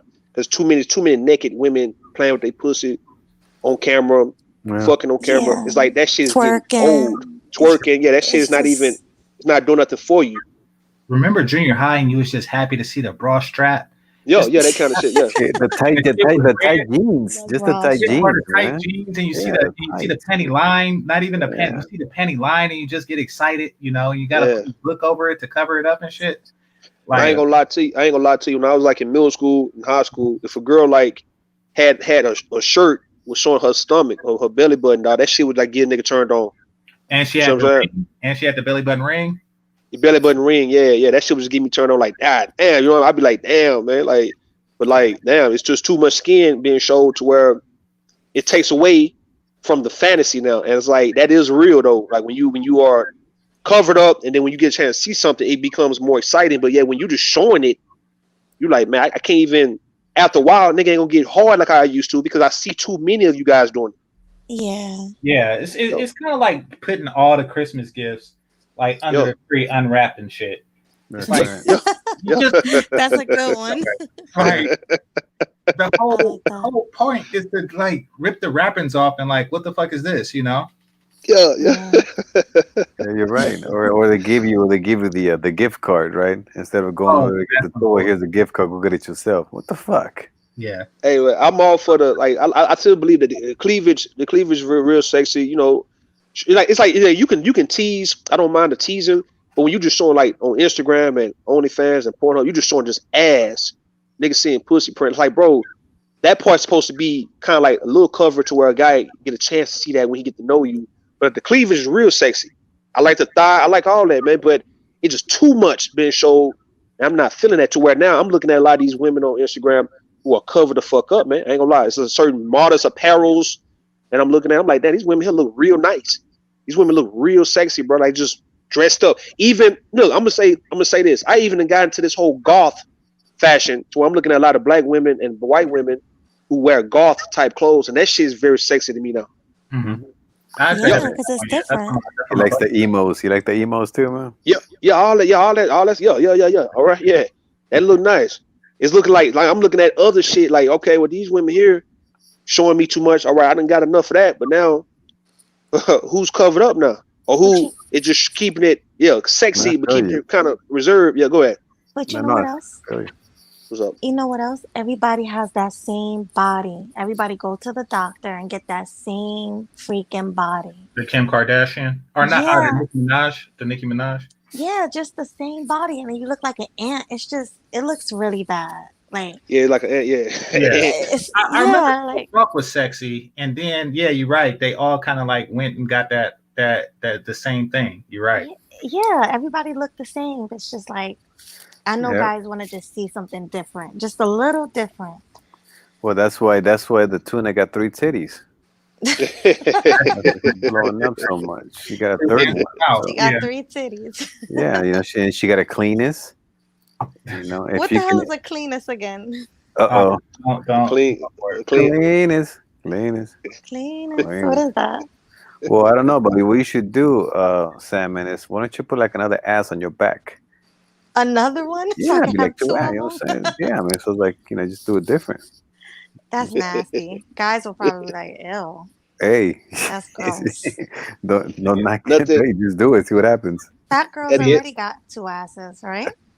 So I don't want to. So at I'm the end of the good. day, nothing beats. At the end of the day, nothing beats a natural chick, a natural woman with a natural body. Nothing Sure. beats it. Nothing beats it. And women, you Yeah. can. It's just if women understood that you can work out. If you give yourself a good 2 years, man, you can really be that bad bitch naturally. And that's Mhm. you're gonna always have rank over these women who are taking a surgery route and injecting all that stuff. No, man, no, that's not a turn on to men. Nope. Not like that. when you got a big ass booty and you ain't got no legs, we understand that in order for you to even get an ass, you have to have some legs to make sense, make the shit make sense, right? Gotta Like, match, yeah. yeah, you gotta match. So a woman's to understand about a booty, you don't have to have the biggest. It just have to be nice for your frame. Exactly. So if you look at a Megan Good who got a nice little ass on her, but she's slim. Look at Erica Badu, got a nice little ass. It sticks out, Oh yeah, but it's Erica's body natural. is crazy. Exactly, but it matches her frame. So you don't have to have the pinky, the Cherokee, the ass, and the the women, the porn star. You ain't got to have that to be sexy. You can just be a slim, sexy chick, but the ass shape just got to be nice for your body. It has to match your hips, your thighs, and that's all I'm saying. Like men like looking at just a nice shaped booty. It ain't got to be the biggest. So when these women feel like they got to go and get surgery to get an ass that don't even match their body, it's like, bro, what are you doing? Yeah, That's not. Yeah, go ahead. I'm sorry, I said it already. They look like an ant, but go ahead. Yeah, like a fucking ant. Yeah, like an ant and shit. Like, all right, like that is not what men talking about. Men don't talk about. He ain't talking about you having a big booty like that with no legs. He talking about if you got a nice shaped ass for your body, not an ant. Like you like a goddamn ant. No, man. Yeah. Or what's So the other right. one? They look like a wisdom tooth. Was it a tooth? Wisdom. Yeah. What the fuck? Oh my god. Oh my god. You know, The big molar, like the molar. Exactly. titties be fake. It's like, come on, man. We can see that those not natural titties. Hey, y'all ever feel like a hard ones? Like I guess yeah, y'all felt the hard fake ones. It felt like a tire and shit in there. Yep. Man, hell no. I don't. I was like, what the fuck is this? I mean, I could tell by looking that it was fake because like you said, Rude, it didn't fit with her body. But I didn't really care because I had fake ones before, but she had. Yeah. I don't know if it was cheap or what the fuck was going on there, but shit was I did a video the other day with one of my friends, and she has the fake ones, and they're hard. She couldn't get the real soft ones. That was an extra. Hurt? That was an extra 400. Damn, I'm saying wouldn't it hurt a woman? Like it hurts when we sleep with a bra, so I can imagine how it feels when it just up like that all day. I don't know. God. I mean, I was hit her doggy style, so I have no idea what the fuck. Like, I don't give a fuck. Hey, do it make that sound like those knockers that just do it click when they hit because they're so fucking hard? Like, well, like I said, I always get her. I always bend her over the couch, as they say. But and I'm not long enough to hear the conversation with her. So, Marco, how is it like having sex with like a fake booty? Is it hard? Does it hurt? I've had. Well, the one that I had. Well, see, there's like 3 different types. See, there's the ones that they actually take your own fat, like from your sides, like your what do you call those? The muffin tops. Yeah, the muffin tops. They take that and they inject it. Okay, so there's that type of fake booty where they actually take your own fat and they inject it. Okay, now it's not hard. Okay. Then you have the other one where they actually like put like stuff in, okay, to shape. And there's another one too that I've had where they actually shave like a part of your back to make it stand out. Oh my God. Yeah. So I'm actually an expert on surgery. Oh yeah, because you get so many booties done, right? Yes. Yes. I've done a couple of my friends. So, but there's the different types. I'm gonna say to you, Marco, that the woman I've seen you showcase on here, right? The black chick, right? The little slim one. I don't know her name. Oh, Karen. Lena or Karen? Lena or Karen. Which the dark skin one or the darker skin one. Okay. Chocolate, yeah. Lena. She's almost perfect, man. She's damn near perfect, dog. I'm not gonna lie to you. Yes, and she's hard as fuck. Her legs are hard now, motherfucker, man, because she works out so much. Yeah. She damn near. She damn near perfect, man. That's ideal.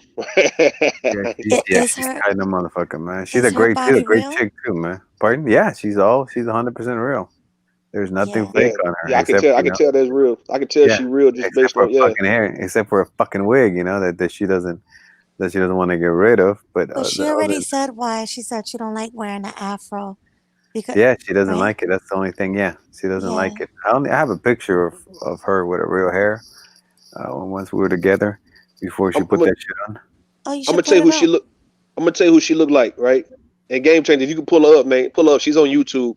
Just tell me if I'm tripping when I say this. Tell me if I'm tripping, Game Changer. Type in a woman named Octavia B. Type in that if you can.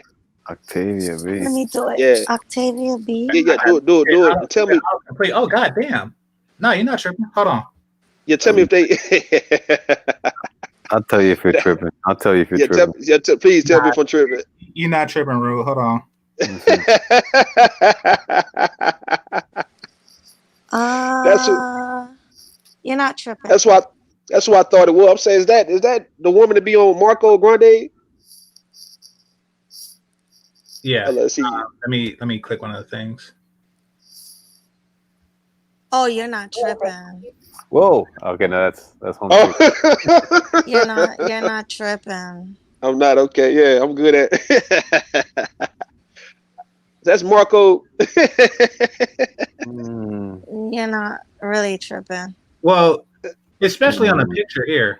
It's like, well, she's an old bitch though. This one, she looks old. On her picture here, okay, so like right here, she do look like her. Yeah, because she's an old hoe. You can see she's old. She doesn't look old, really. Nah, I think she like just batted 30, if anything. Yeah, that's old. That's an old bitch. Remember? That's old to Oh yeah, oh yeah. She's over 20. She's over 24. Yeah, she's over 24. She's an old bitch. Yeah. I just wanted to make sure I wasn't tripping because I'm like, hold up, man. Is it just the same young lady that Marco? Her thumbnail looked like her a lot more than like her regular shit. Yeah, that's what it is. Yeah, when the I get thumbnail. to the picture. Yeah, because on that one, on that picture, the blog. Yeah, you're right. On still pictures, yeah, I can see why you say that. Definitely on still pics, she does look like it. In movement, no. Okay, well, there you go. Yeah, good job, man. But she's an old bitch though. Worthless. I mean, she got maggots in the hole. Oh God. Spider webs and shit. But Lena is a really pretty girl, and so is Karen. Oh, you like Karen? I like Karen. I saw you made her stand up. You made her stand. You were checking her out. Yeah, I was like, have her stand up. Let's see what she's working with. What did you think that she was? Did you think she was fat or something? No, she was nice and slim. You know. I don't know. What did you think before she stood up? No, I just did it for the guys because somebody said it in the chat, and I super chatted for the guys. All right, Wasn't because really you made my boy Julian stand up too. So. Oh yeah, I wanted to see that. He was nice. He was nice. He's cool. Nice cool kid. He's a cool kid. Yeah. Karen has that look to where she'd fuck herself up if she got like a lot of fake shit. Yeah, because she's a natural beauty. Yeah. Yeah, exactly. She would. Yeah, she wouldn't do it too. She wouldn't do it. She's the type that wouldn't do it. She would not do anything. And I know her. She wouldn't. But I also saw you guys were looking at the other chick, at Juliet. What's up with that? It was like she had a lot of fans. Yeah. Somebody said the woman with her glasses is cute, fantastic. Said her skin looks smooth. So yeah. Yeah, she had pretty skin and a cute little chunky face. She wasn't ugly. Yeah, she wasn't ugly. She was just heavy set, you know. But that's cool. I'm not really attracted to heavy set girls like that, but I mean, she wasn't my type. But I mean, I could tell that brothers had things that they liked about her. Like her skin mainly was just glowing and it was chocolate. It's pretty. But so was Lena though. Yeah, Lena's just beautiful all the way around. But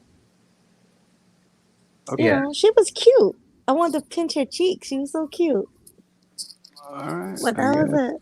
Well, it's funny because every time I see Lena, I want to pinch her cheeks too. Oh, because she has the high cheekbones. Yeah. No, I'm about her ass. Oh, I see. No, I'm listening. I'm listening to Melody, right? And Melody, she giving props to these other women, and I can tell it's genuine, respectfully, because you know she's a good looking woman herself. But I'm thinking only good looking women can give props like that. You see what I'm saying? Like I don't understand like why women have that kind of issue. Like why you have to only be a good looking woman to give props. You see what I'm saying? Why can't you just be a woman and say, you know what, she's pretty, she's cute. You know what I mean? That's that. Because they're jealous. They're haters. Nana envy, right? GC? I mean, Nana envy. Yeah. No, we're talking about as competition. But no. What I'm talking about, Game Changer. What I'm talking about, Melody and Game Changer, is this: to even want to pick a fight. What I'm talking about, if you can't admit or acknowledge that they look good, then you can just stay away from them. But to purposely show that you're jealous, and it's obvious because they look better than you. Why do you even have to come around them? Like you coming around to pick a fight with them because they look better. You know what I'm saying? You can just go the other way. That's what my Yeah. thing is. If you can't really give somebody else, or probably me, I can call a brother a good looking brother, a handsome brother, no homo, right? Because I can respect him. But you know, if I feel like I was a guy who would be jealous, I just wouldn't be around this dude. I wouldn't be around him just so I can get more mad at him. You get what I mean? So when I'm hearing Melody, how she can just show that, hey, she's pretty, she's cute. I want to pinch her cheeks. She's real pretty. I like her. I like her. That's how it's supposed to be, man. What's Mm-hmm. the envy of why the envy when you get older? Why you still envious of other women? And yeah, you want a man like when men look at that, we look at you as a hating ass bitch too. To where I don't want to deal with a woman who have hate for other women like that. I don't. Like I would Yeah. love for a woman I'm dealing with to be able to say that, oh man, she's pretty, man. She's a pretty chick. That's cute. See, that makes a man feel good knowing that your wife or your girl can give other women their props. So therefore, she's not insecure about herself. She don't have to worry about me trying to fuck these different women. She can just acknowledge that, hey, that's a good looking woman. You know what I mean? Yeah, or don't you hate when a woman come around, a new woman, and you have old friends and she try to like take your friends away? Like, Yeah. oh, I don't want you to have these friends. Delete their number. Like, I'm not like that. I'll be like, hey, let's all be friends. Introduce me to your friends. What's up? Like And that's that. why That's that's why how I women like you am. gonna always win. That's why women like you Yeah. gonna always win is because men just don't like that insecure shit because it's natural for you to be attracted to other people. Like me personally, I don't have a problem if I was had a woman and she was attracted to other men because that's natural. For me to be acting like I'm going crazy over that to where I want you to stop talking to all the men in your phone or the men you met before me or yet men you meet while you're dealing with me and shit. If I'm so much of an insecure dude, I shouldn't have a woman. That's what I'm trying to say. If a woman, Yeah. if you're that insecure of other women, you should have no man.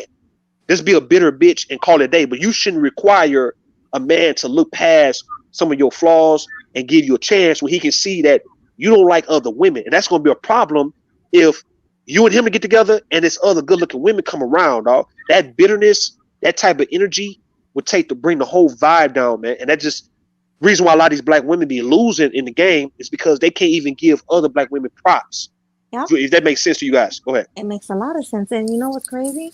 Me and my ex, we used to go to the strip club together. We used to go to Yeah, Miami together, Vegas. We're bad. You know how Miami is, like yeah. bad, like sexy chicks. But you know what? I threw on my two piece. I threw on my shit, and I blended right in. So I mean, I guess it depends on like what you really look like. Because if Yeah, I was fat and ugly, I wouldn't want to be around that. You get but what I'm but but saying? see, but understand this though. I agree. I understand that if you're not attractive, that you would feel some type of way about attractive people. But my thing is, there's other ways to make yourself attractive. Like you Yeah. can work out. You can work out and become a sexy woman. Like men, we can look at the body. Not it ain't always the face. Your body can transform from. That's what me and Game Changer had this talk like last year. Your body can go from being fat to being slim and trim to where that would be the difference for why you wasn't able to get with men this year, but yeah, you can get men now. You lost the weight. You trimmed the fuck up. You got off your ass. It's no Yeah. need for you to be jealous because you can't. You can't determine.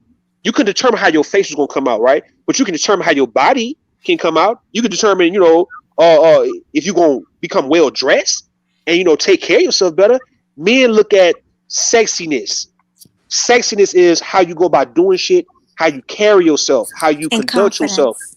and the confidence. It's not about your face because you can have a decent looking face with a nice trim body, a nice slim body, a nice thick body, and you can get in the dough based on that. Like it's a bunch of women who may not be cute, but they sexy as fuck. That's why I Agreed. say it's no need for you to ever be jealous of no other woman because you can just be sexy too.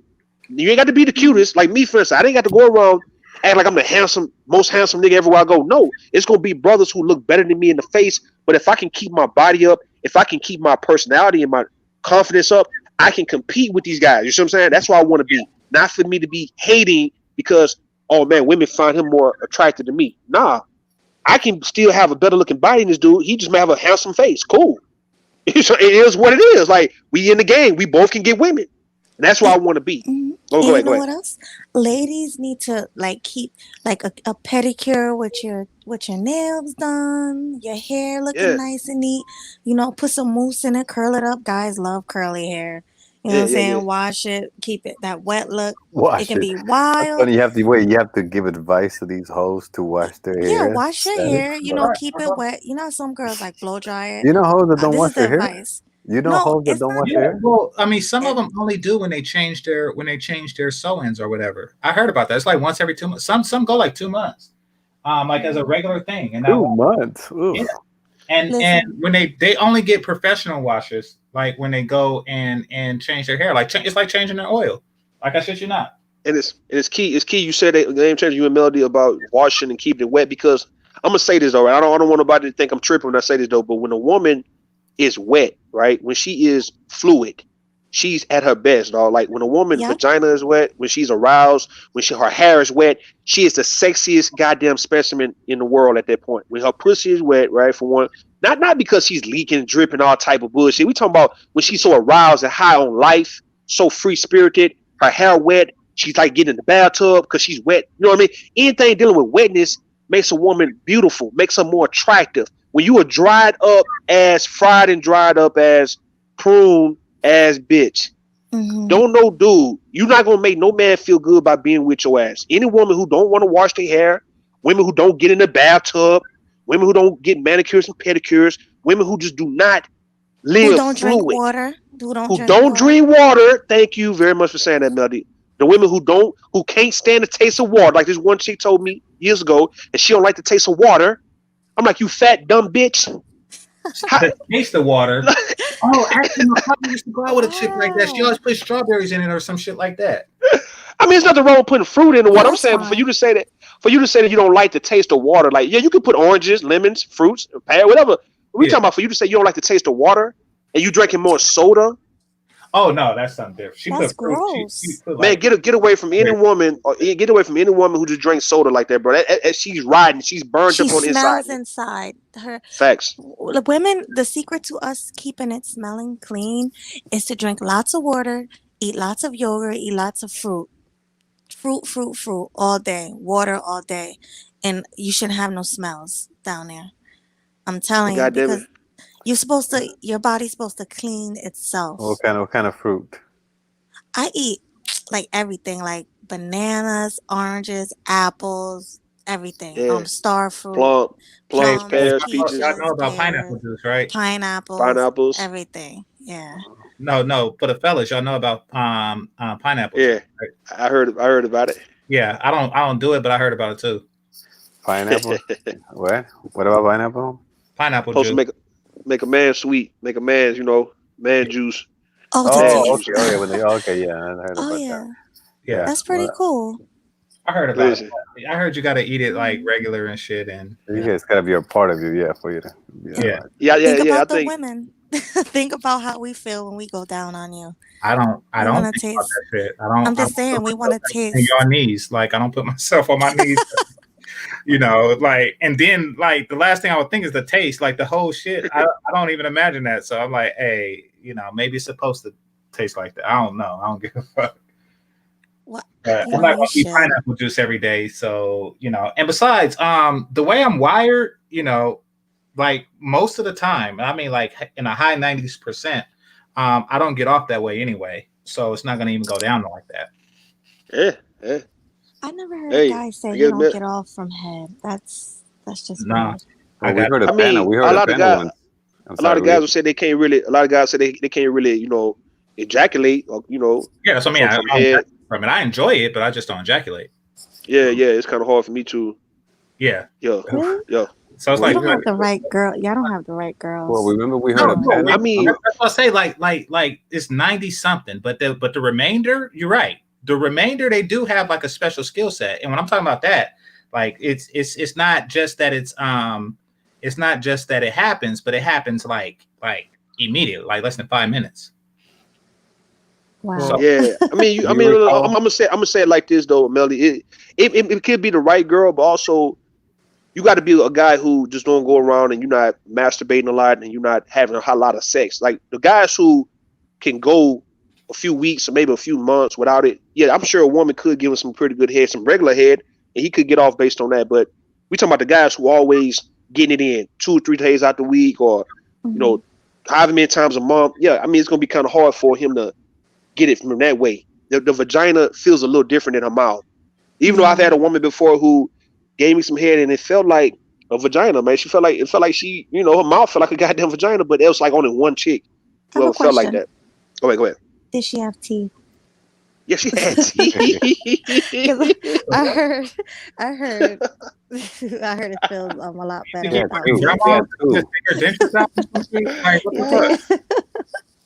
she had a molar and no wisdom. Oh my god! I mean, I just seen a few porn clips where, but you know, a woman that had, you know, no teeth and shit, and the dude was really enjoying himself. I'm like, God damn, that shit must really be true. You're gonna have me looking up the porn with no teeth now. Man, look it up, man. The gums, straight crazy. gums.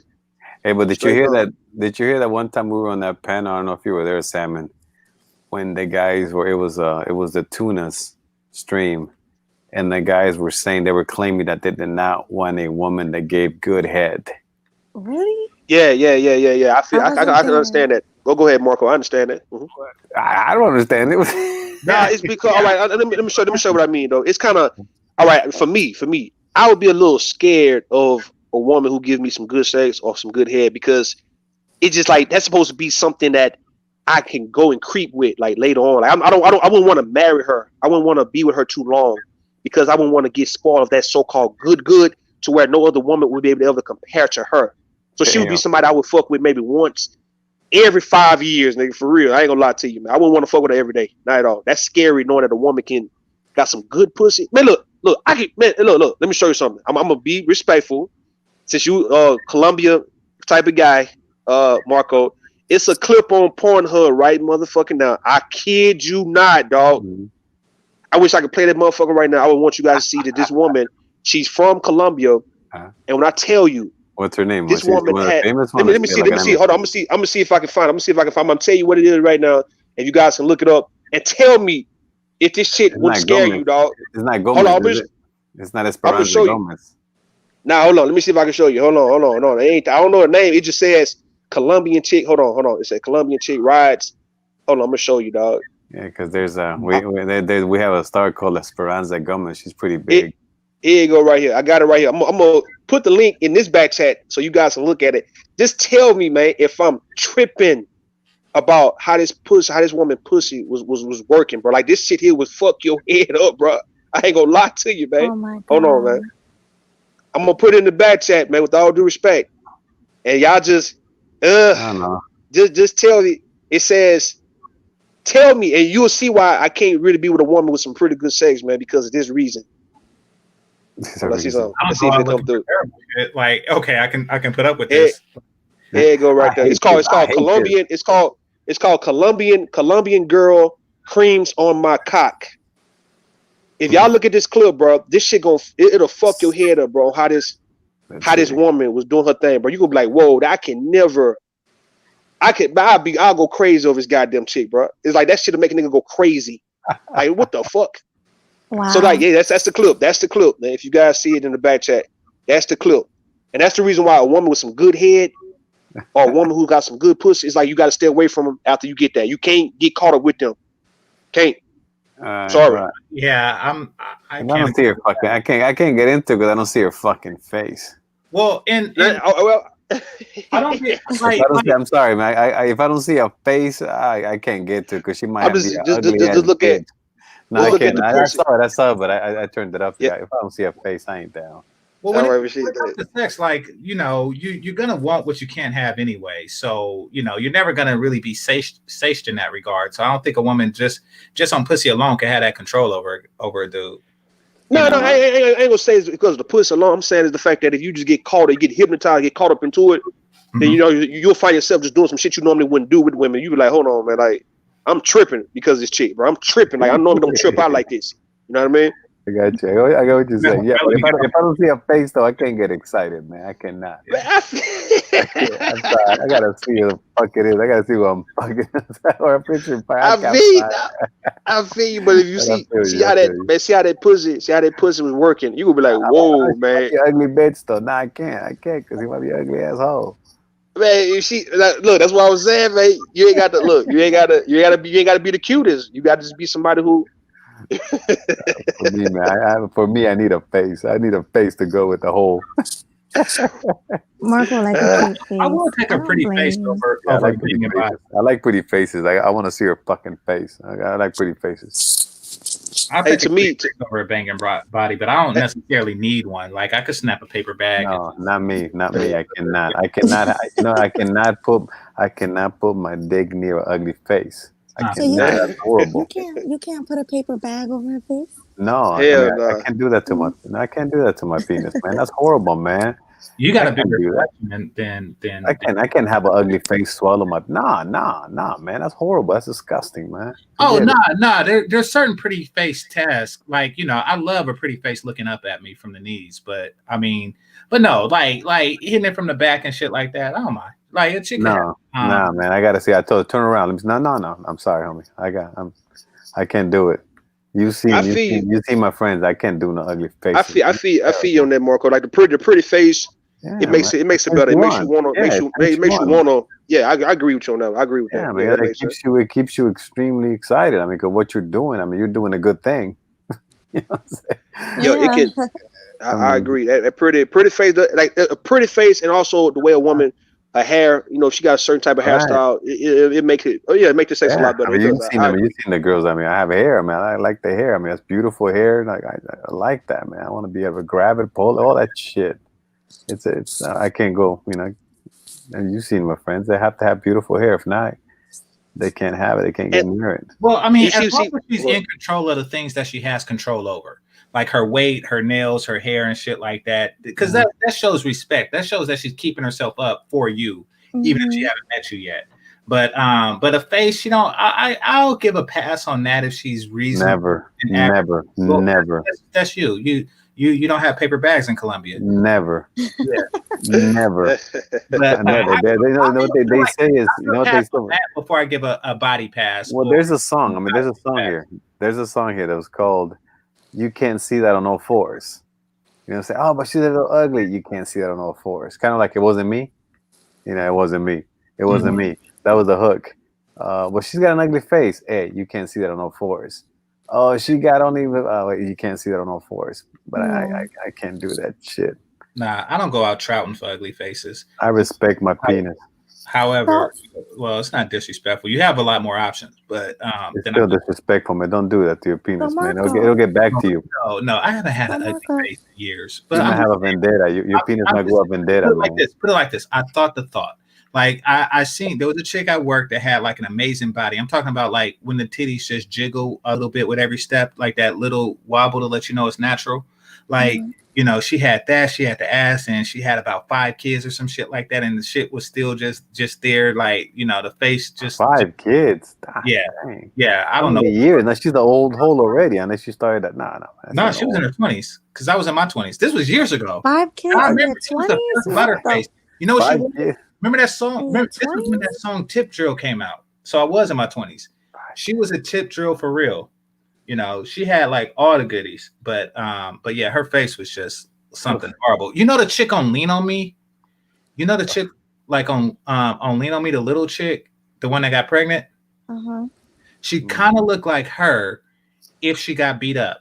Oh my God. Oh my God. I think her name Karen. I think her name Karen Melinda White. She played on Malcolm and Eddie and played on a lot of different TV shows. Yeah, I remember her. Yeah. So I mean, here's my announcement. You know, I mean, hey man, respect your penis, man. Do not put it near ugly faces, man. Your penis will remember, and it will get back at you because you're gonna remember. Wait a minute, you're gonna have me do this, really? And then one day you're gonna be with the finest woman, and then your penis is gonna be like, oh really? Remember that shit? Okay, I ain't going out. I ain't going out for you. Oh damn! It's gonna have a vendetta. So do not treat your penis bad. It's got a head. It remembers. I agree. See, I agree with that. Don't say that because I don't want that day to come. Don't. Hey, then don't do that shit. To see, you know something? I might have done it and just blocked it out. Like I might have. It remembers, but it remembers. See, that's the top head talking. Well, you know, what I want to say about that. Sure. Oh, maybe that's why I can't come from head, or I rarely come from head. Maybe that's it punishing me because I want to be able to do it because that's what chicks do when they on their period. So I want to be able to do that, and they get mad. Chicks actually get mad when you don't. They're working, right? Yeah, because they're working, exactly. And the harder they work, the more pissed they're gonna get. And like if it's not done like soon, if it's not done like within the first few minutes or something like that, it's not gonna happen. So, Yeah, because your jaw start locking and everything. Yeah, You don't want I'm gonna show you. do it all night. The next time, Game Changer. This is what I told my child's mother and some other chicks out there with to make a man calm. She press, like, tell her to press like on your shaft. You know what I mean? No homo, right? But like press towards the other, like towards the base while she's giving you head, and that's gonna make it come a whole lot faster. Like she just hold it, and not moving her hands, just press it like she got like her hand at the towards the base. That's what you're saying, to simulate like a tightness around it. Yeah, around the tightness, and press against that part while she's giving you head, and then it'll come faster. I prefer no hand, but I'm gonna try that. Okay, with no hands, yeah, it's gonna be kind of hard though, man. Yeah. Yeah. And the reason why I know that, some chick try to cheat you and give you hand jobs and shit, And the reason why I know that, because I remember times when me and my child's mother would be sometimes in the car and we'd be dry humping and shit, and she would just be pressing against me, and I just fuck around and be like, fuck, you know what I mean? Yeah. it'll come out. So I knew that. I told her, I said, well, look, next time we doing it, just press it against it in the same way you was doing it when you was sitting on a nigga lap and shit, and just see if it gonna come out like that. And it did. It came a whole lot faster. Men love head while you're driving. Or you can do like Stifler. What? Remember that movie American Pie? Stifler, the one with the mom. Okay, I know. What happened? What did he do? When he was gonna donate some sperm or something. Oh no, I'm not doing that. It wasn't American Pie though. It was Road Trip. It was Road Trip, my man. Yeah, that was Road Trip, and it was hell of it in the cup too. Yeah, you can do that one too if you want. It was hell of it. I was like, oh, this, yeah. But no, I'm not messing around with that button back there. Like that's, But when you're giving head, aren't you supposed to like suck the balls and stuff? That helps. Well, you would know. You would know. I mean, you would know. It feels good, but it doesn't help. It doesn't help me with the whole process. But it does feel good. It actually feels great. It's relaxing afterwards. Like the ones that do it after the fact, that shit's just relaxing, like a good massage. It's the cool down period. Yeah, exactly. I don't smoke cigarettes, so it's like a cigarette to me. Or like what I imagine a cigarette would be. But yeah, it's like the like before it's arousing, but after it's relaxing. Or that little piece of thin skin right there between like the. That's not my thing, but I know what you're talking about. Yeah. Well, remember, Salmon. This is what your channel is supposed to be for. See, you like these conversations. I will bring my friends on the channel so they can they can talk about their techniques and all that bullshit. Oh yeah. You're tripping, of course. I mean, again, but basically, I have one condition, and then it's like today I went to the Tuna's stream, and I couldn't stay because she had old holes there. I hate listening to old holes talk. I cannot stand their fucking voice. They piss me the fuck off. So if you have an old fucking hole there, and she's talking about sex and dating, I'm not gonna be there. So have young women. When you bring your girls, I'll bring my yes, no old holes. I don't want to hear how an old hole grabs a freaking a dick. That's disgusting. So don't do it. All right. So I got you. Don't ask the old holes. You know who I'm talking about. The same 19 whores that are always around here. I know what you're talking about. You say La Tuna. You say La Tuna. La Tuna, yeah, man. La Tuna. That's on YouTube channel. No, that's Jessica's nickname. That's Jessica. It's Jessica's nickname. Oh, okay. Yeah, no, but yeah, because the tuna, and then you see the melody. She's a salmon. Oh. Basically, that's why I gave them the name. Once they pass 25, they become fish. So then, so then the tuna was Jessica, and then Melody, she's a salmon. So the tuna and the salmon. Yeah. So the tuna had an old hole today, so I can listen to it. Normally I stay with the stream. She was just talking, so I just turned that shit off. It was one of the 19 old holes? Yeah, one of the 19 old holes, man. Disgusting whores. I can't stand no hoes, man. I can't fucking stand them, man. Ugh, disgust me. And they want to talk about shit like that. You know, they want to talk about dating, and they want to. What are you talking about? You're like fucking almost 40. The fuck are you talking about dating? Why are you talking about? They insist on being in the conversation. It's like, why are you doing this? And then fools be talking to them about it too. What do you think about the dating? What do you think a man should do? Who the fuck cares what they think? The old hoes, they're worthless. Was this one of Sister George's people? Well, yeah. As a matter of fact, that's what it reminded me. It reminded me of. It basically turned down to the pipe down. Mm-hmm. It was like, today the tuna was the pipe down. And so I couldn't stay. I had to turn it off.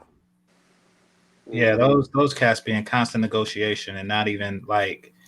I mean, negotiation is fine, I guess, but I mean, you got to ask for something. You're just like asking what they want and not really making any demands at the same time. It's just bad negotiation.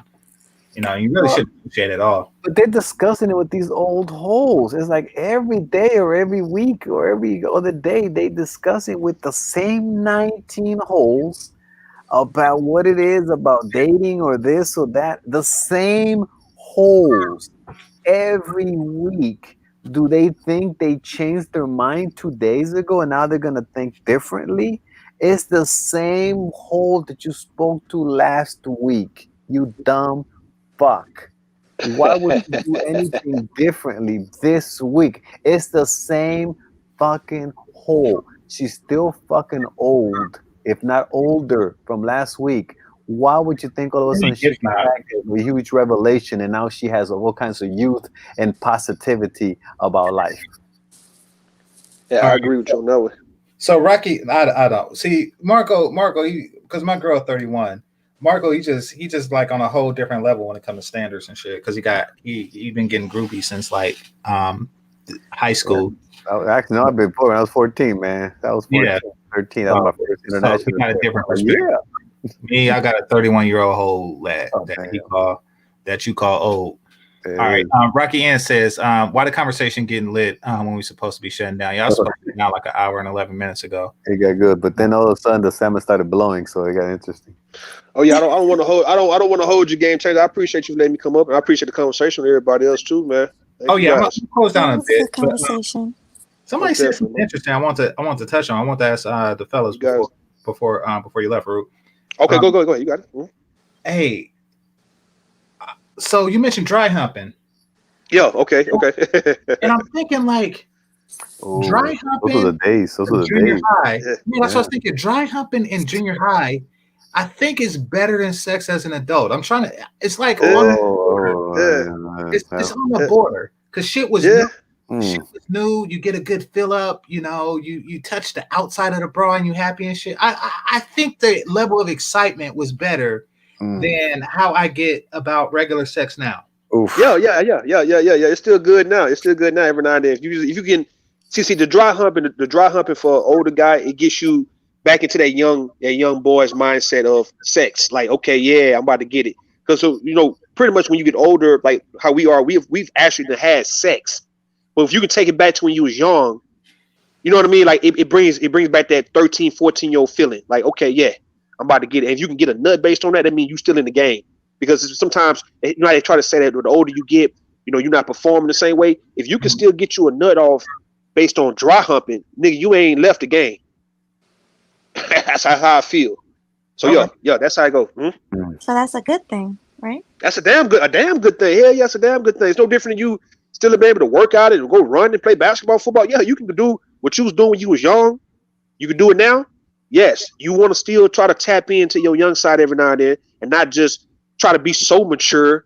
Be mature about how you conduct yourself. But like when it comes to sex, yeah, man, you want to still go back to high school sometimes with your girl. Sneaking in, fucking in the car, getting head while you driving, getting head in the movies. You want to still play them type of games when you 30, 40, 50 years old. I ain't gonna lie to you. Oh yeah, that's the best. Like sex outside, head outside. Sex outside, sex on quickies and shit like that. Yeah, you still got it. Going outside. Going outside. Going outside. Yeah, I still, no matter how old I get, I still want to have that excitement, Yeah, it's supposed to be exciting, man. Yeah. That's how it's supposed to be. Like you don't ever get too old for sex, and you don't ever get too old to, you know, have that exciting young sex. Like just because you 40, that doesn't mean y'all can't be outside humping, you know, behind wherever the fuck building y'all at, or you in the movies and shit trying to fuck in the movie and all that. Yeah, you still get it in. Have fun with it.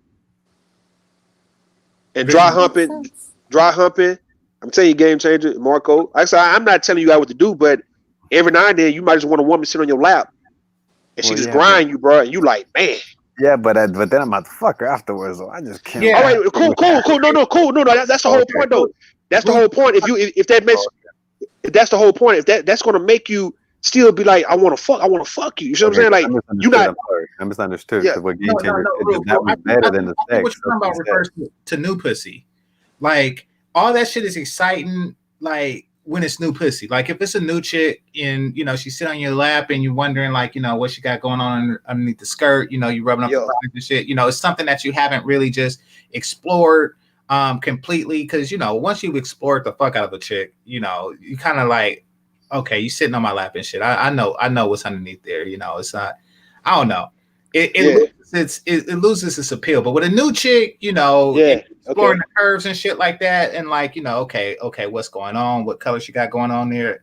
But if it's a chick that, you know, you woke up with her and you know what she has underneath, you know, because you've seen her put the shit on, like, but yeah, I see what you're saying. Shit like that is a little more exciting with the new chicks. Not saying that. I agree. Yeah, but it sounded like Game Changer said that he would prefer a dry hump than actual sex. That's what I heard. No, in junior high, like I would prefer to be a 13-year-old dry humping than you know, say a 45-year-old having regular sex. Is what I'm saying. I can't roll with you. I'm sorry, I can't roll with you there, brother. Well, yeah, we different, but I mean, no, because after so many years, you know, you get jaded and shit. But I don't think so. I could still fuck 10 if I could. I don't get yeah, I mean, I can still do it, Marco. I'm just saying, I like the newness of it. I like the. Oh shit! Somebody gave me a. You know what's weird? Kick the bucket. You know what's weird to me? Can you guys hear me? Yeah, it was weird. All right, so I went on a date. This is a funny story. I went on a date with somebody. We were really feeling each other. Tell me why he got off by he was started rubbing me down there. You know what I mean? And he busted a nut. Like, yeah, it makes sense. It makes sense. How though? Like we didn't do anything. Like it's the anticipation. The anticipation.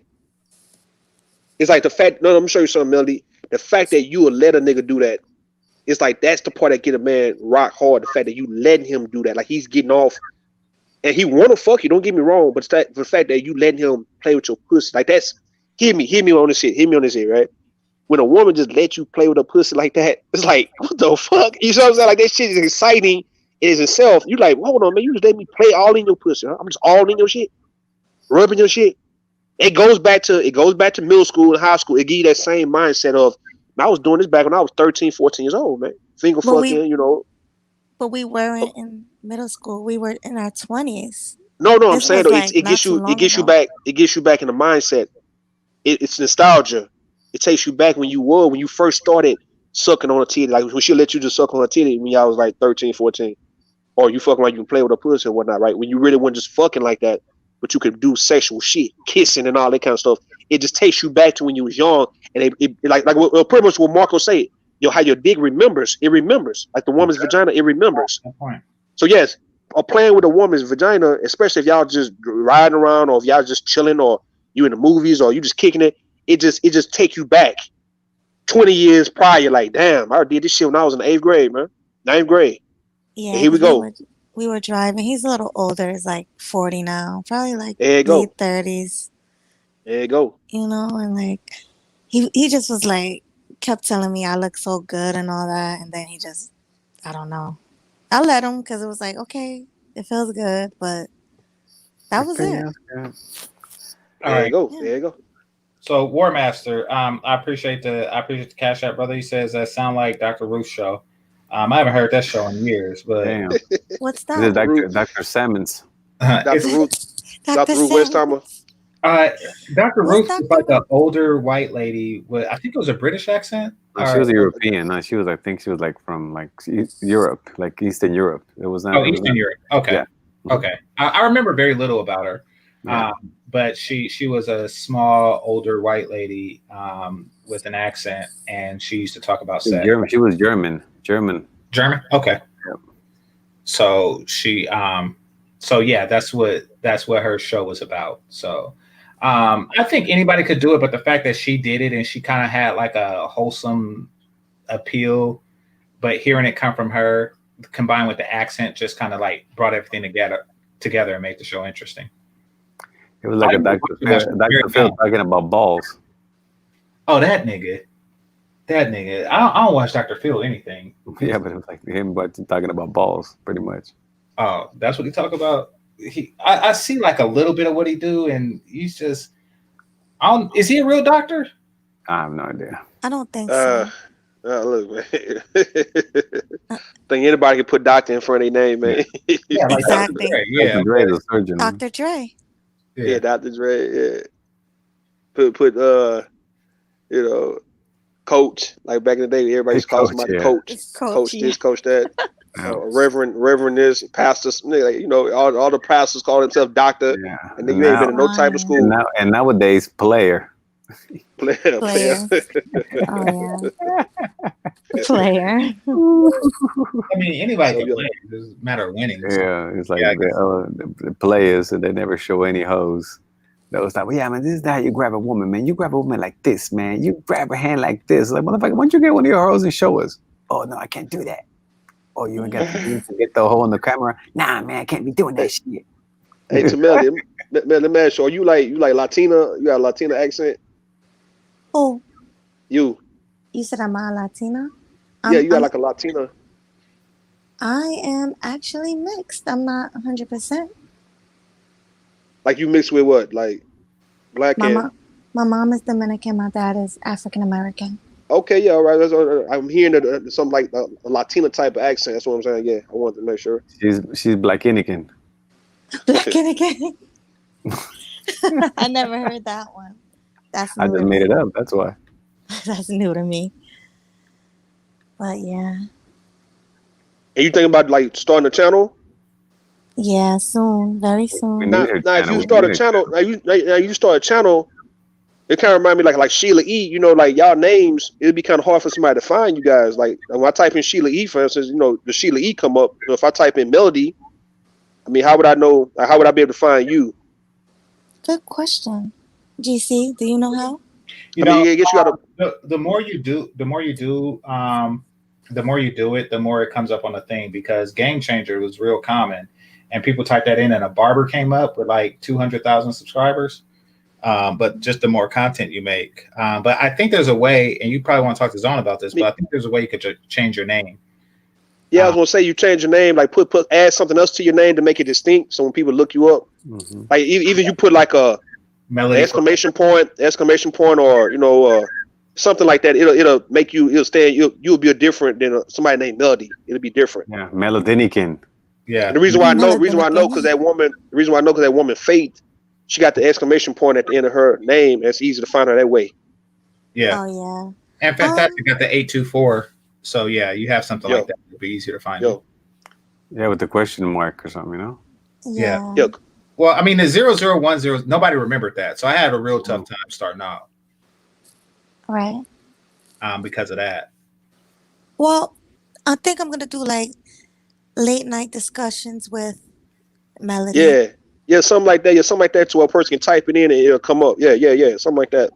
Yeah. Or Melody from Jersey, or Jersey girl Melody, whatever the fuck, man. Just some shit like that. Yeah, because Melody, it's gonna be kind of hard to find your name. You wanna put the salmon? I think the salmon. I mean, The salmon. Yes, I can do that. Like all kinds of channels come up. see what comes out. Just try different ones. The salmon. Melody the salmon. Yeah. Yeah. Salmon. Or can you put like hearts or something after your name? Yeah, I mean, you could, but you could, but for the search, it'd be hard. For the search, even if you can, you can type it. Yeah, how you type it? Let's say type the heart if you don't have the emojis and shit. So yeah, because I love whatever's hearts. on the keyboard. Yeah, whatever's on the keyboard. Yeah, We'll figure it out. Yeah, the heart of melody. I guess, if you like heart. The Yeah, heart. it got to be just something distinct. Yeah, so Yeah. Melody if from the heart. Vision wrote it, Vision right, you writing Lady in Red, Melody, Lady I'll Melody. figure it out. Yeah. Yeah. I might let GC help me come up with something, or you, I didn't even think anybody. that. Yeah, I didn't even think that it was gonna. I didn't even think about that part when. Yeah, that's good that you pointed that out, Rude. Yeah. Yeah, that's a But yeah, good one. I'm about to Good go tip. ahead and make it, man. I appreciate the conversation, and you guys have a good night. Okay. All right, Okay. Good Rude. night. Good talking to you, Peace, homie. peace. Be cool, Have a brother. good Peace. one. All right. So yeah, let's do closing thoughts because I'm about like an hour and a half over what I. All right. That's what I plan on doing. So I'll Marco. go first. I'll go first. Okay. All right, man. Just thanks for having me, brother. Good night. It's all good. Good combo. Glad that you had the stream. I thought it was something that definitely had to be done. I'm glad you did it. Mhm. Props to you. And it's all good. Okay. Appreciate you. Appreciate you. Peace. Peace, Simon. Bye. Peace, Chaos. Peace. All right. Melody, and then we'll do chaos. Okay, great show as usual. Thanks for having me. Yeah, people are just gonna hate. Just don't worry about it. That means you're doing something right. That's it. Okay. Appreciate you, love. Okay, good night. Good night. Bye. Bye. All right. Chaos, you still up? Chaos, you still up? Going once, going twice. All right, Chaos asleep. All right, so once again, I'd like to thank the Cash Apps and Super Chats. I'd like to thank the managers and moderators. I would like to thank those who are listening silently and those who are participating in the chat room. Make sure you hit the like button on your way out. And this is Game Changer 00100. Game over. Peace.